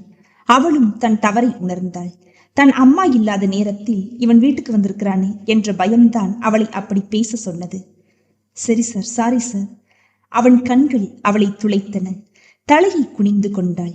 பின்பு மெல்ல, என்ன சார் இவ்வளவு தூரம்? மாளிகை மடத்தையும் கூட்டிட்டு வந்திருக்கலாமே என்றாள். அவன் பட்டென்று, அவ எதுக்கு நமக்கு நடுவுல என்றான். அவள் அதிர்ச்சியுற்றாள். பின்பு சமாதானமாக, ஏனிக்கு உன்னை பார்க்க நான் வரக்கூடாதா என்றான் ஏக்கமாக. அவள் என்ன பதில் சொல்வாள் இதற்கு?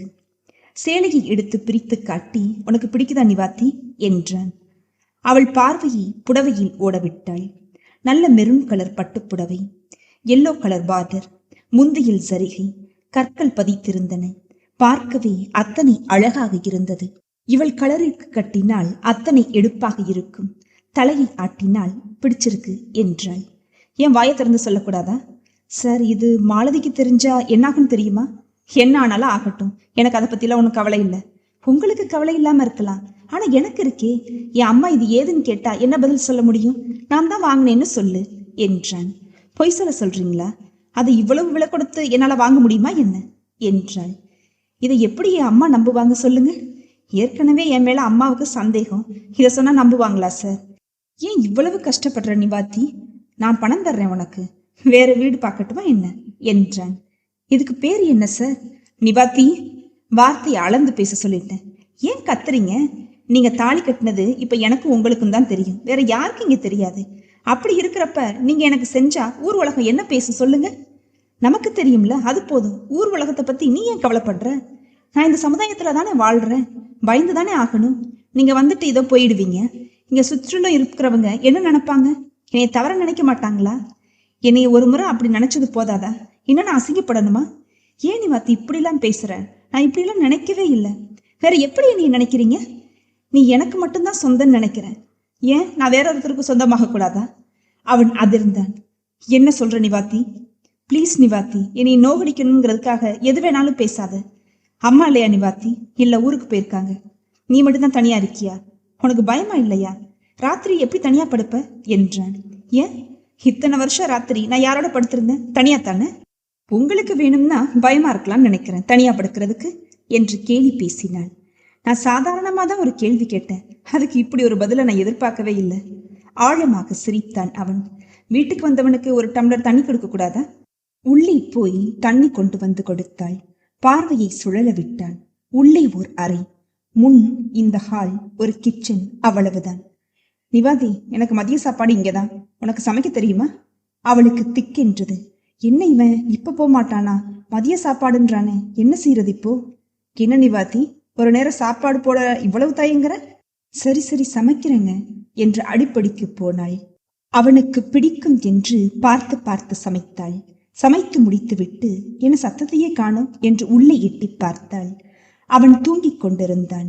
அவன் முகத்தையே உற்று பார்த்தாள். பார்த்தவளின் கண்கள் கலங்கியது.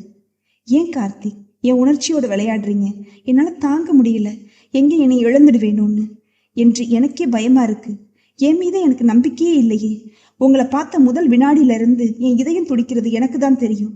இத்தனை வருஷம் என் கண்ணில் படாம இருந்தீங்களே, அது போல இன்னும் இருந்திருக்க கூடாதா? நான் ஏன் உங்க ஆபீஸ்க்கே வரணும்? திரும்பவும் உங்களை ஏன் நான் சந்திக்கணும்?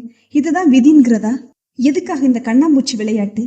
அவன் விழித்து அவள் முகத்தையே பார்த்து கொண்டிருந்தான். அவள் கையை பிடித்து இழுத்து தன்மேல் போட்டான். இதை நிவாதி சற்றும் எதிர்பார்க்கவில்லை. அவளுக்கு மூச்சு திணறியது. அவனிடம் இருந்து விடுபட முடியவில்லை. கார்த்திக் விடுங்க, ஏன் என்னை இப்படி சித்திரவதை செய்யறீங்க? இதை எனக்கு தாலி கட்டின அன்னைக்கே செஞ்சிருந்தீங்கன்னா நீங்க சுத்தமான ஆம்பளை. உங்க அம்மாவுக்கு பயந்து முந்தானையில ஒளிஞ்சுக்கிட்டு நீங்க ஒரு கோலை தெரியுமா?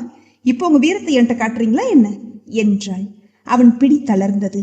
அந்த நேரத்தில் துள்ளி எழுந்தாள். அவளை ஓங்கி அறை விட்டான். என்னடி சொன்ன? நான் முந்தானையில ஒளிஞ்சுக்கிட்டு இருந்தேன். இத்தனை வருஷமா உன்னையவே நினைச்சு ஏங்கிக்கிட்டு இருந்தேன் பாரு. நீ இது மட்டுமா பேசுவ? இதுக்கு மேலையும் பேசுவடி என்று அவளை பிடித்து இழுத்தான். எனக்கு நீ இப்பவே வேணும் வா என்று அடித்தான். அவனும் நிதானம் இழந்தான்.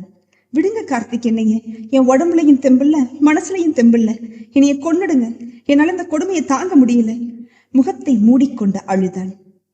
என்னை இது மாதிரி பண்ணிட்டு குழந்தை எதுவும் தந்துட்டா நான் என்ன செய்யறது? அப்போ உங்க அம்மா எதுவும் சொல்லுவாங்கன்னு என் குழந்தைய நடுத்தருவுல விட்டுடுவீங்களே? நான் நடுத்தருவுல நிக்கிறது போதாதான் என் குழந்தைய அப்படி நிக்கணுமா? உங்களுக்கு நான் என்ன கெடுதல் செஞ்சேன்? உங்களை நினைச்ச பாவத்துக்கு இன்னும் சிலுவை சுமக்கிறேன். என்னை விட்டுடுங்களேன் பிளீஸ். அவன் சிலை போல் நின்றான். எதுக்கு நான் உன்னைய கொள்றேன்? வா, நம்ம 2 பேருமே செத்து போயிடலாம் என்ன? அவள் கையை பிடித்து தரதரவனை இழுத்தான். நீங்க ஒருத்திக்காவது உண்மையா இருங்க கார்த்திக், என்னைய விட்டுடுங்க, நான் எங்கேயாவது போயிடுறேன். எங்கடி போவ? இப்படி ஊர் ஊரா சுத்துவியா? சொல்லுவியா நீ இது மாதிரி? என்ன மிரட்டுறியா என்னைய என்று அறைந்தான். அறைந்த கையை அப்படியே பிடித்து கொண்டாள். கார்த்திக், என்னை அடிக்காதீங்க, வலி தாங்க முடியல என்று அழுதாள். அவளை அப்படியே தன் வயிற்றோடு அணைத்துக் கொண்டான். என்னை தொடாதீங்க, அவளை தொட்ட கையால அந்த தகுதி உங்களுக்கு இல்ல. என்னால அது மாதிரி எல்லாம் வாழவே முடியாது. கண்களை இறுக மூடி தன்னை கட்டுப்படுத்தி கொண்டான். அவளை அப்படியே பிடித்து தள்ளிவிட்டு வெளியே சென்று விட்டான். கீழே விழுந்தவள் அப்படியே அழுதாள். கார்த்திக், உங்க மனசு நோகும்படி நேர்ந்துட்டதே. காரை வேகமாக ஓட்டினான். கார் எங்கு செல்கிறது என்று தெரியாமல் அதன் போக்கில் போனது. அவனை அறியாமல் கார் அவன் வீட்டின் முன் வந்து நின்றது. மணி பார்த்தான். 10. மதியத்தில் இருந்து இந்நேரம் வரை இவன் இப்படி சுற்றி இருக்கிறான். முகத்தை அழுந்து துடைத்துக் கொண்டான். தலையை கோதிவிட்டு கொண்டான். இறங்கி வீட்டிற்குள் போனான். மாலதி எதிர்கொண்டாள். அவன் முகத்தை பார்த்து அதிர்ந்தாள். என்னத்தான் இப்படி முகமெல்லாம் அழுத மாதிரி வீங்கி இருக்குது? Any problem? ஒண்ணுமில்ல மாலதி, நான் படுக்க போறேன் என்று மேலே சென்றான். அத்தான் சாப்பிட்டுட்டு எனக்கு எதுவும் வேணாம் மாலதி, வெளியில சாப்பிட்டுட்டேன் என்று சென்று விட்டான்.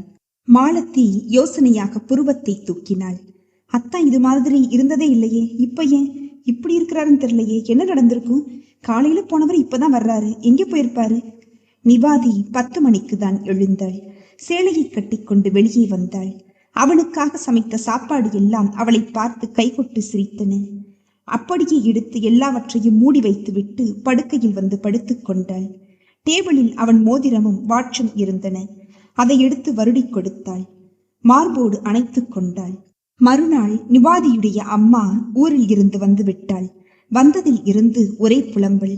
மருமகனுக்கு தொழில் பண்ண பணம் வேணுமா? அவர் ஏன்ட்ட கேட்கிறாரு, நான் என்ன சொல்றது? உன்னை நம்பி தர்றேன்னு நான் சொல்ல முடியுமா என்ன? நீ எந்த நேரத்துல யாரோட யார் வீட்டுக்கு போவியோ அப்படின்னு எனக்கே தெரியாதே. மருமகன் நல்லவனா இருக்க போய் அவளை வச்சுக்கிறான். இல்லைன்னா நீ செஞ்ச காரியத்துக்கு யார் நம்ம வீட்டுல பொண்ணு எடுப்பாங்க சொல்லு? இப்படிப்பட்ட நல்ல மனுஷனுக்கு உதவி செஞ்சா என்ன என்று யாரிடமோ சொல்வது போல் சொன்னார். நிவாதி எதுவும் பேசவில்லை. இது எப்பவும் நடப்பதுதான். வீட்டை விற்ற பணம் முழுவதையுமே அம்மா தங்கையிடமே கொடுத்து விட்டார். அவளுக்கு குடும்பம் குழந்தைன்னு இருக்கு, உனக்கு என்ன இருக்கு, எதுக்கு உனக்கு பணம் என்று இப்போதும் அதே போல் கேட்கிறார். இவளிடம் சேமிப்பு ஒன்றும் அவ்வளவாக இல்லை. ஆபீஸில் லோன் போட்டாதான். எவ்வளவுமா வேணும் என்றாள். ரொம்பலாம் இல்ல, 2 லட்சம் தான் என்றார் அலட்சியமாக. இவள் விழித்தாள். 2 லட்சமா? எவ்வளவு சாதாரணமா சொல்றீங்க. சரிம்மா, நான் ஆபீஸ்ல கேட்டு பாக்குறேன் என்ன என்றாள். மாலதியிடம் போய் கேட்டாள். எதுக்கு இவ்வளவு பணம் நிவாத்தி? எனக்கு இல்ல, என் தங்கச்சி கணவருக்கு தான் தொழில் பண்ண வேணுமா. என் அம்மா புலம்புறாங்க, அதான் கேட்டேன். மாலதி கிடைக்குமா என்றாள். இப்பதான் வேலையில சேர்ந்திருக்க, இவ்வளவு பெரிய தொகையெல்லாம் தர முடியாது. உடனே பயப்படாதீங்க, நான் அத்தான்ட்ட கேட்கிறேன். எப்படியும் உனக்கு தர ஏற்பாடு பண்றேன் என்ன என்றாள். ஒரு அரை புன்னகையோடு தலையாட்டி விட்டு சென்றாள் அவள். மறுநாள் கார்த்திக்கிடம் இருந்து அழைப்பு வந்தது. இவள் பதட்டத்தோடு போனாள். அங்கு மாலதியும் இருந்தாள். வா நிவாத்தி, உட்காரு. நான் அத்தான்ட்ட சொன்னேன், அவர் எதுக்கு அப்படின்னு கேட்கிறாரு, அதான் உன்னைய கூப்பிட்டேன் என்றாள். கார்த்திக்கிடம், என் தங்கச்சி கணவருக்கு தொழில் பண்ண சார் என்றாள். அவர் என்ன தொழில் செய்யறாரு? தெரியாதே. அவளை முறைத்தான். தெரியாதுன்னு ஒரு தொழில் இருக்கிறதா எனக்கு தெரியாதே. மாலதி, உனக்கு எதுவும் தெரியுமா என்ன என்றான் கேலி குரலில். மாலதி சிரித்து விட்டாள். என்னத்தா, ஏதோ அவசரம் போல, அதான் கேக்குறா. நீங்க கேலி பண்ணிக்கிட்டு இருக்கீங்க. பின்ன கேட்டதுக்கு பதில் வரணும் இல்லையா? இவ்வளவு பணத்தை கொடுக்கறோம், என்ன ஏன்னு நமக்கு தெரிய வேணாமா? கொடுத்த பணத்தை இவங்க கட்டுவாங்களா என்ன என்றான். நிவாதி அவனை முறைத்தாள். என்ன மாலதி, உன் ஃப்ரெண்டு என்னை இப்படி முறைக்கிறா? நிவாதி பார்வையை தழைத்து கொண்டாள். உன் புருஷன்ட்டு நீ கேட்க வேணாமா? அவர்கிட்ட நான் எதுக்கு கேட்கணும்? பாத்தியா மாலதி பதில? நிவாதி தவித்தாள். இப்பதான் இப்படி கேட்கிறாரா? இல்ல, இது மாதிரி அடிக்கடி கேட்பாரு. வீடு வித்த பணம் முழுசையும் அவருக்கே அம்மா கொடுத்துட்டாங்க. நானும் கொஞ்சம் பணம் வச்சிருந்தேன், அதையும் கொடுத்துட்டேன். நீ இப்ப எவ்வளவு வச்சிருக்கிற? என்கிட்ட பணம்லாம் இல்லையே. வீடு வித்த பணத்துல உனக்கு கொடுக்கலையா? இல்ல. ஏன்? நான் எந்த நேரத்துல யாரோடையாச்சும் ஓடி போயிடுவேனா? எனக்கு குடும்பம் குழந்தைங்க எதுவும் இல்லைன்னு சொல்லிட்டாங்க, அதனாலதான் என்று அவனை நோகடிக்க மாலதி அங்கிருப்பதையும் மறந்து உண்மையை கூறினாள். தடக்கென கார்த்திக் சேரில் இருந்து எழுந்து விட்டான். மாலதி அதை கவனிக்கவும் எதுவும் தெரியாத மாதிரி ஜன்னல் புறம் போய் நின்று கொண்டான். அப்போதுதான் நிவாதி தன் தவறை உணர்ந்தாள். மாலதி என்ன நினைப்பா இந்த மாதிரி நான் பேசினதுன்னு? அவள் முகத்தை நோட்டமிட்டாள். அதிலிருந்து எதுவும் கண்டுபிடிக்க முடியவில்லை. சற்று நேரம் சென்று திரும்பினான். உனக்கு பணம்லாம் கொடுக்க முடியாது நிவாதி, நீ போகலாம் என்றான். அவளுக்கு தூக்கி வாரி போட்டது. என்ன இப்படி சொல்லிட்டான், இனி என்ன செய்யறது? மாலதிக்கு போன் வரவும் வெளியே சென்றாள். சார் ப்ளீஸ், நான் பணம் கொடுக்காம அந்த வீட்டுல இருக்க முடியாது, என்னை என் அம்மா வச்சுக்க மாட்டாங்களே என்றாள் அழுகுரலில். அப்படி எதுக்கு அந்த வீட்டுல இருக்கிற?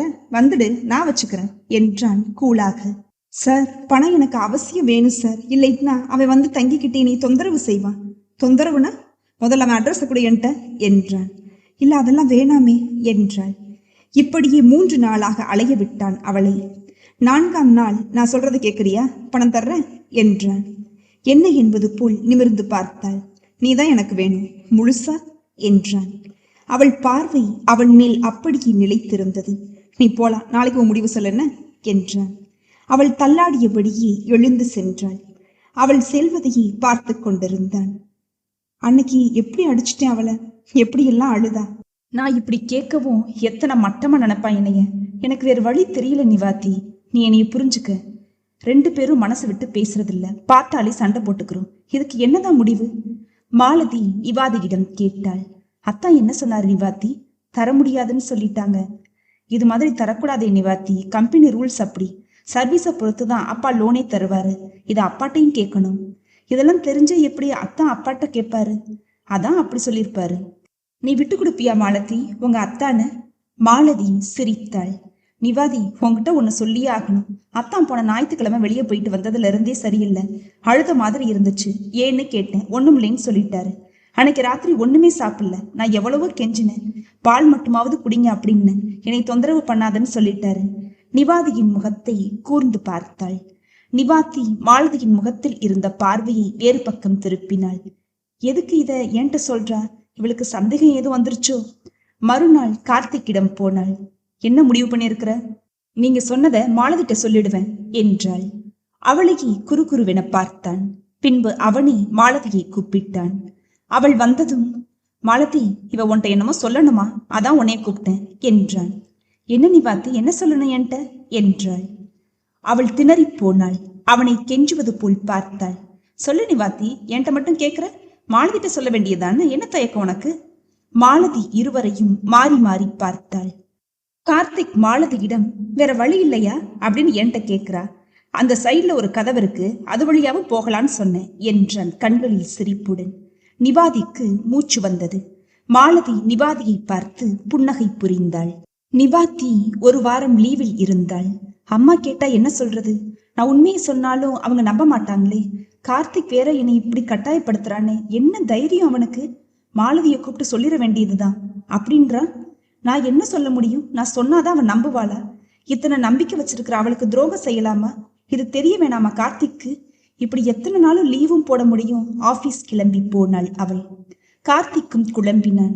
ஏன் இவ ஒரு வாரமா வரல? வீட்டுல அவன் வந்து எதுவும் பிரச்சனை பண்ணிட்டானா? இவெல்லாம் ஒரு மனுஷனா? இப்படி ஒரு பொண்ணுட்ட பணம் வாங்குறதுக்கு எப்படிதான் மனசு வருதோ தெரியல. அன்று நிவாதியை பார்த்ததும் தான் அவனுக்கு சீராக மூச்சு விட முடிந்தது. அவனிடம் ஃபைலை கொண்டு வந்த நிவாதியிடம், இன்னைக்கு நம்ம மகாபலிபுரம் போறோம், நீ கட்டாயம் வரணும். மறுத்தினா வச்சுக்கோ, நான் உன்னை வலுக்கட்டாயமா இழுத்து செல்ல நேரிடும், சரியா? எது உன் விருப்பம்னு நீயே முடிவு செஞ்சுக்கோ. மதியம் என் கார்ல இருக்கணும் என்றான் அழுத்தமாக.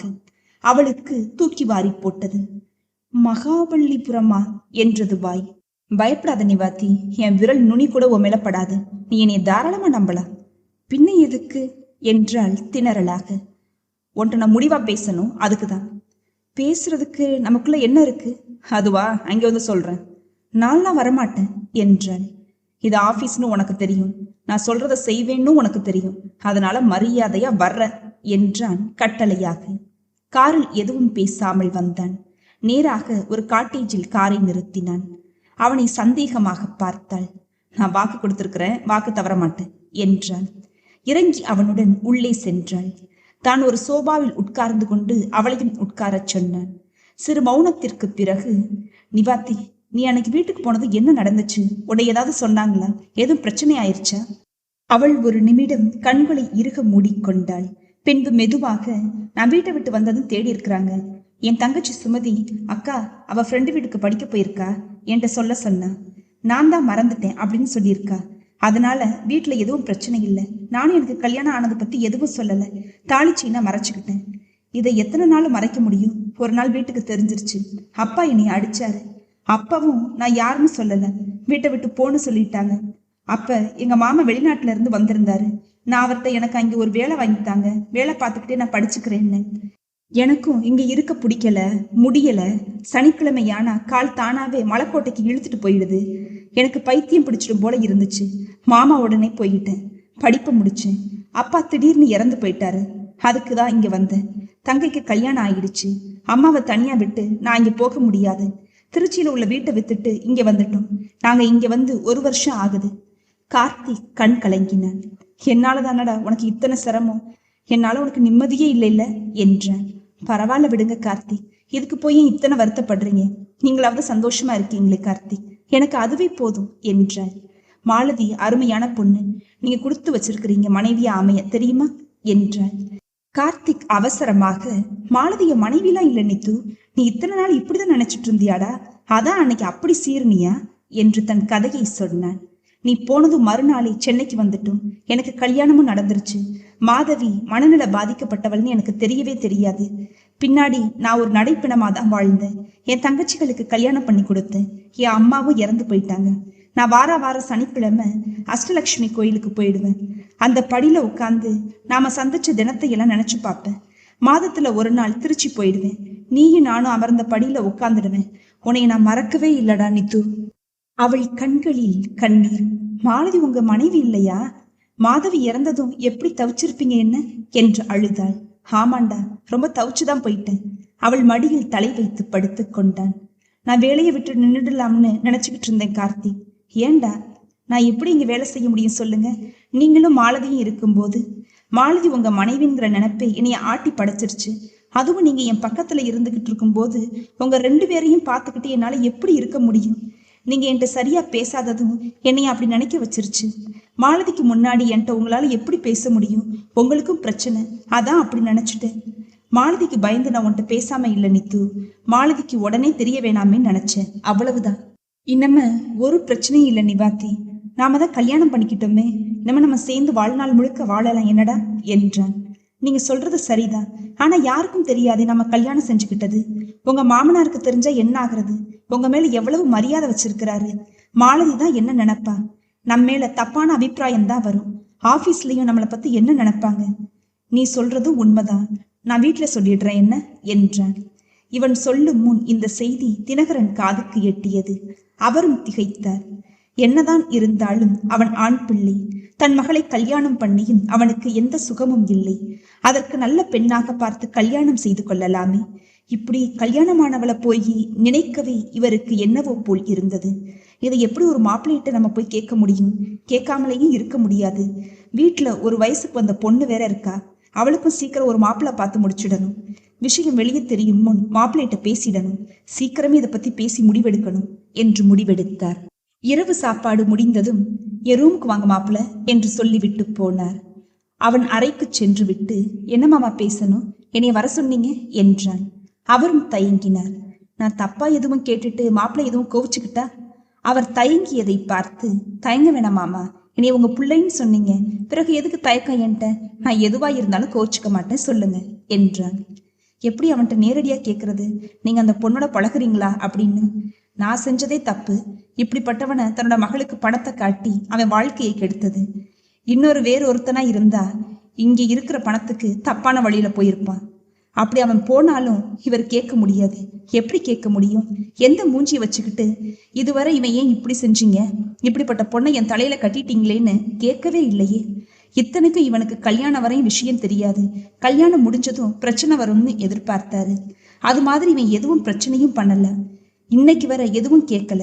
நானாவது மாதவி இறந்ததும் வேற ஒரு பொண்ணை பார்த்து கல்யாணம் செஞ்சு வச்சிருக்கணும். அதை நான் நினைக்க கூட இல்லை. பிஸ்னஸ்னு அதோட பின்னாடியே நானும் அலைஞ்சு திரிஞ்சிட்டேன். வாய் விட்டு கேட்டே விட்டார்.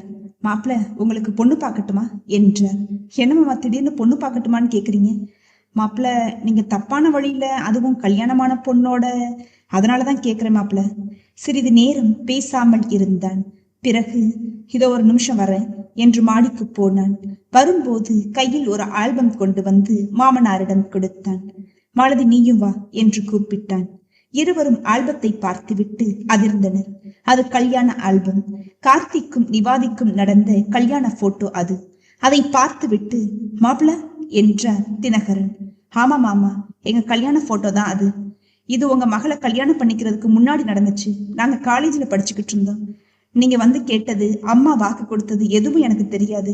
கல்யாண குளத்துல பார்த்த அம்மாவுக்கு அதிர்ச்சி. அவங்க அன்னைக்கு பேசின பேச்சு.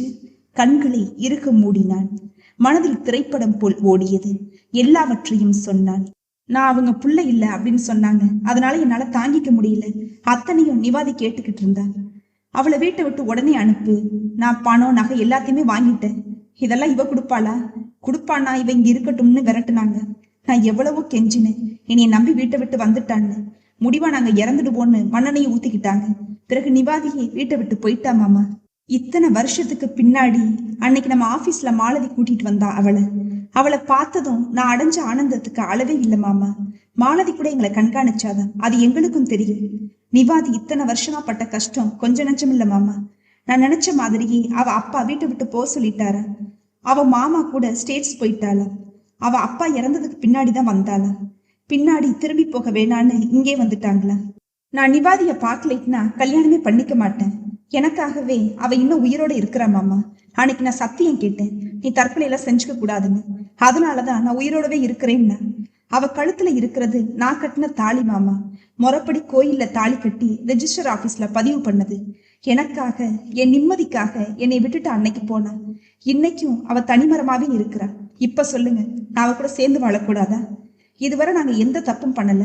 அது வெளியில தெரிஞ்சா உங்களுக்கு தலைக்குனிவாயிடும் தான். இப்போ நீங்க என்ன சொல்றீங்களோ அதுபடி நான் செஞ்சுக்கிறேன் மாமா என்றான். இவனை என்னன்னு சொல்றது? மனசுக்கு பிடிச்சவளை கல்யாணம் செஞ்சுக்கட்டும். தான் கொடுத்த பணத்துக்காகவும் தான் அம்மாவுக்காகவும் தன் வாழ்வையே இளமையையே தியாகம் பண்ண இவன் எங்க? நான் பெரிய பணக்காரனா இருந்து என்ன பயன்? எவ்வளவு கீழ்த்தரமா நடந்துகிட்டேன். வாழ வேண்டிய வயசுல, இத்தனை சின்ன வயசுல 2 பேரையும் பிரிச்சுட்டேனே. மருமகனை கையெடுத்து கும்பிட்டார். கார்த்திக் பதறி எழுந்தான். மாமா, என்ன இது? நீங்க போய் என்னைய கும்பிட்டா பரவாயில்ல மாப்பிள்ள. இத்தனை சின்ன வயசுல எப்படி நடந்திருக்கீங்க, நான் எப்படி நடந்திருக்கேன். எனக்கு என்னையும் நினைச்சாலே அசிங்கமா இருக்கு. நான் கல்யாணத்துக்கு ஏற்பாடு பண்றேன் என்றார். மாமா, எனக்கு மட்டும் பண்ண வேணாம், அப்படியே மாலவிக்கும் பரத்துக்கும் ஏற்பாடு பண்ணிருங்க. அப்புறம் அவ என்னை திட்ட போறா என்றான் கார்த்திக் சிரித்து கொண்டே. மாலதியின் முகத்தை தினகரன் ஆவலுடன் பார்த்தார். என்னம்மா மாப்பிள்ள சொல்றாரு, உனக்கும் ஏற்பாடு பண்ணி எடுத்துமா என்றார். போங்கப்பா என்று முகம் சிவந்து உள்ளே போனாள். இதற்கிடையே திருச்சி காலேஜில் இருந்து பழைய ஸ்டூடெண்ட்களுக்கு அழைப்பு வந்தது. பெரிய நிகழ்ச்சி ஏற்பாடு பண்ணப்பட்டிருந்தது. அதற்கு நிவாதியையும் கூப்பிட்டான். வா நிவாதி, திருச்சி போயிட்டு வரலாம். நம்ம பழைய ஃப்ரெண்ட்ஸுகளையும் பார்த்த மாதிரி இருக்கும். நாமளும் பழைய இடங்களுக்கு ஒரு முறை கல்யாணத்துக்கு முன்னாடி பார்த்த மாதிரியும் இருக்கும்ல என்று கூப்பிட்டான். இவளும் சரி என்றாள். இதை மாலதியிடம் சொன்ன போது நாங்களும் வர்றோம் தான் என்றான். அப்படி போடு, பரத்தும் கூட வர்றாரா? சரி, எல்லாரும் கிளம்புவோம் என்றான். காலேஜில் கார்த்திக் நிவாதிக்கு பலத்த வரவேற்பு. விவரம் தெரிந்த ஃப்ரெண்ட்ஸ் எல்லோரும் அதிர்ந்தனர். என்னடா நீ சென்னையில தொழிலதிபர் மகளெல்லாம் கல்யாணம் செஞ்சுக்கிட்ட, இப்ப இப்படி நிவாதி கூட என்றனர். கார்த்திக் சுருக்கமாக விவரத்தை சொன்னான். இவதான் மாதவியோட தங்கச்சி மாலதி, இவளும் இங்க வர்றேன்னு வந்தா என்று அறிமுகப்படுத்தி வைத்தான். நிகழ்ச்சிகள் ஆரம்பமாகின. எல்லோரும் நீண்ட வருடங்களுக்கு பிறகு சந்தித்தது அவரவர் கதையை பேசிக் கொண்டனர். எல்லோரும் கல்யாணம் ஆகி செட்டில் ஆகி இருந்தனர். 2 நாட்கள் இருந்து ஃப்ரெண்ட்ஸ்களுக்கு எல்லாம் பத்திரிகை கொடுத்து விட்டு வந்தான். எதுக்குடா இன்னொரு முறை கல்யாணம் என்றனர். மாமா தான் முதல்ல நடந்துச்சு, தடையா போயிடுச்சு, இப்ப நல்ல நாள் பார்த்து செய்வோம் அப்படின்னாரு. ரிசப்ஷன் மட்டும் வச்சாலும் எப்போ கல்யாணம் நடந்துச்சுன்னு கேள்வி வரும். இதுன்னா பிரச்சனை இருக்காது பாரு, அதுதான் இப்படி பண்ணிட்டோம் என்றான். பெரிய கல்யாண மண்டபம். 2 மணவேடி போடப்பட்டிருந்தது. ஒன்றில் கார்த்திக்கும் மற்றொன்றில் பரத்தும் உட்கார்ந்திருந்தனர். மணப்பெண்கள் அழைத்து வரப்பட்டார்கள். ஐயர் மந்திரம் ஓத மங்கள வாத்தியம் முழங்க இருவரும் மணமகள்கள் கழுத்தில் தாலி கட்டினர். முதல் இரவு அறை அலங்கரிக்கப்பட்டிருந்தது. நிவாதி பால் செம்புடன் உள்ளே சென்றாள். அங்கு கார்த்திக்கை காணவில்லை. சுற்றிலும் முற்றிலும் பார்த்தாள், தேடினாள். பின்புறமாக இருந்து அவள் கண் பொத்தப்பட்டது. அந்த கையை பிடித்து இழுத்து வாயில் வைத்து வலிக்காமல் கடித்தாள். அவனும் அவளை இறுக அணைத்துக் கொண்டான். சரிங்க, நாம இங்க இருக்கிறது முறையா? இல்லதான், நான் மாமாட்ட சொன்னேன், அவர் கேட்கலையே. இங்கேதான் நீங்க இருக்கணும் அப்படின்னு சொல்லிட்டாரு. என் பொண்ணு மாதவி இறக்கல, நிவாதிதான் என் மூத்த பொண்ணு, வீட்டை விட்டு போக கூடாதுன்னு சொல்லிட்டாரு. மாலதியும் எங்கேயும் போக வேணாம், இங்கே இருங்கன்றா. நம்ம என்னதான் பண்றது சொல்லு? நீ என்னடா சொல்ற? உன் விருப்பம் என்ன? தனியா இருந்தா என் நேரமும் உன் கூடவே இருக்கலாம், அப்படித்தானே? ஆனா இந்த மாடிக்கு யாரும் வரமாட்டாங்க நம்மளை தவிர என்றான். உங்க விருப்பம் என்னவோ அதான் என்னோட விருப்பமும். அவள் கிங்கினியாக சிரித்தாள். அந்த இள நெஞ்சங்களின் காதல் வென்றது. கைஸ், இந்த கதை உங்களுக்கு பிடிச்சிருக்கும் நம்புறேன். இது மாதிரியான கதைகள் கேட்கணும்னா ப்ளீஸ் சப்ஸ்கிரைப். அது போக லைக், ஷேர் அண்ட் கமெண்ட். அப்பதான் நான் அடுத்தடுத்து போடுற கதைகளுக்கான நோட்டிபிகேஷன் உங்களை வந்து சேரும். நன்றி.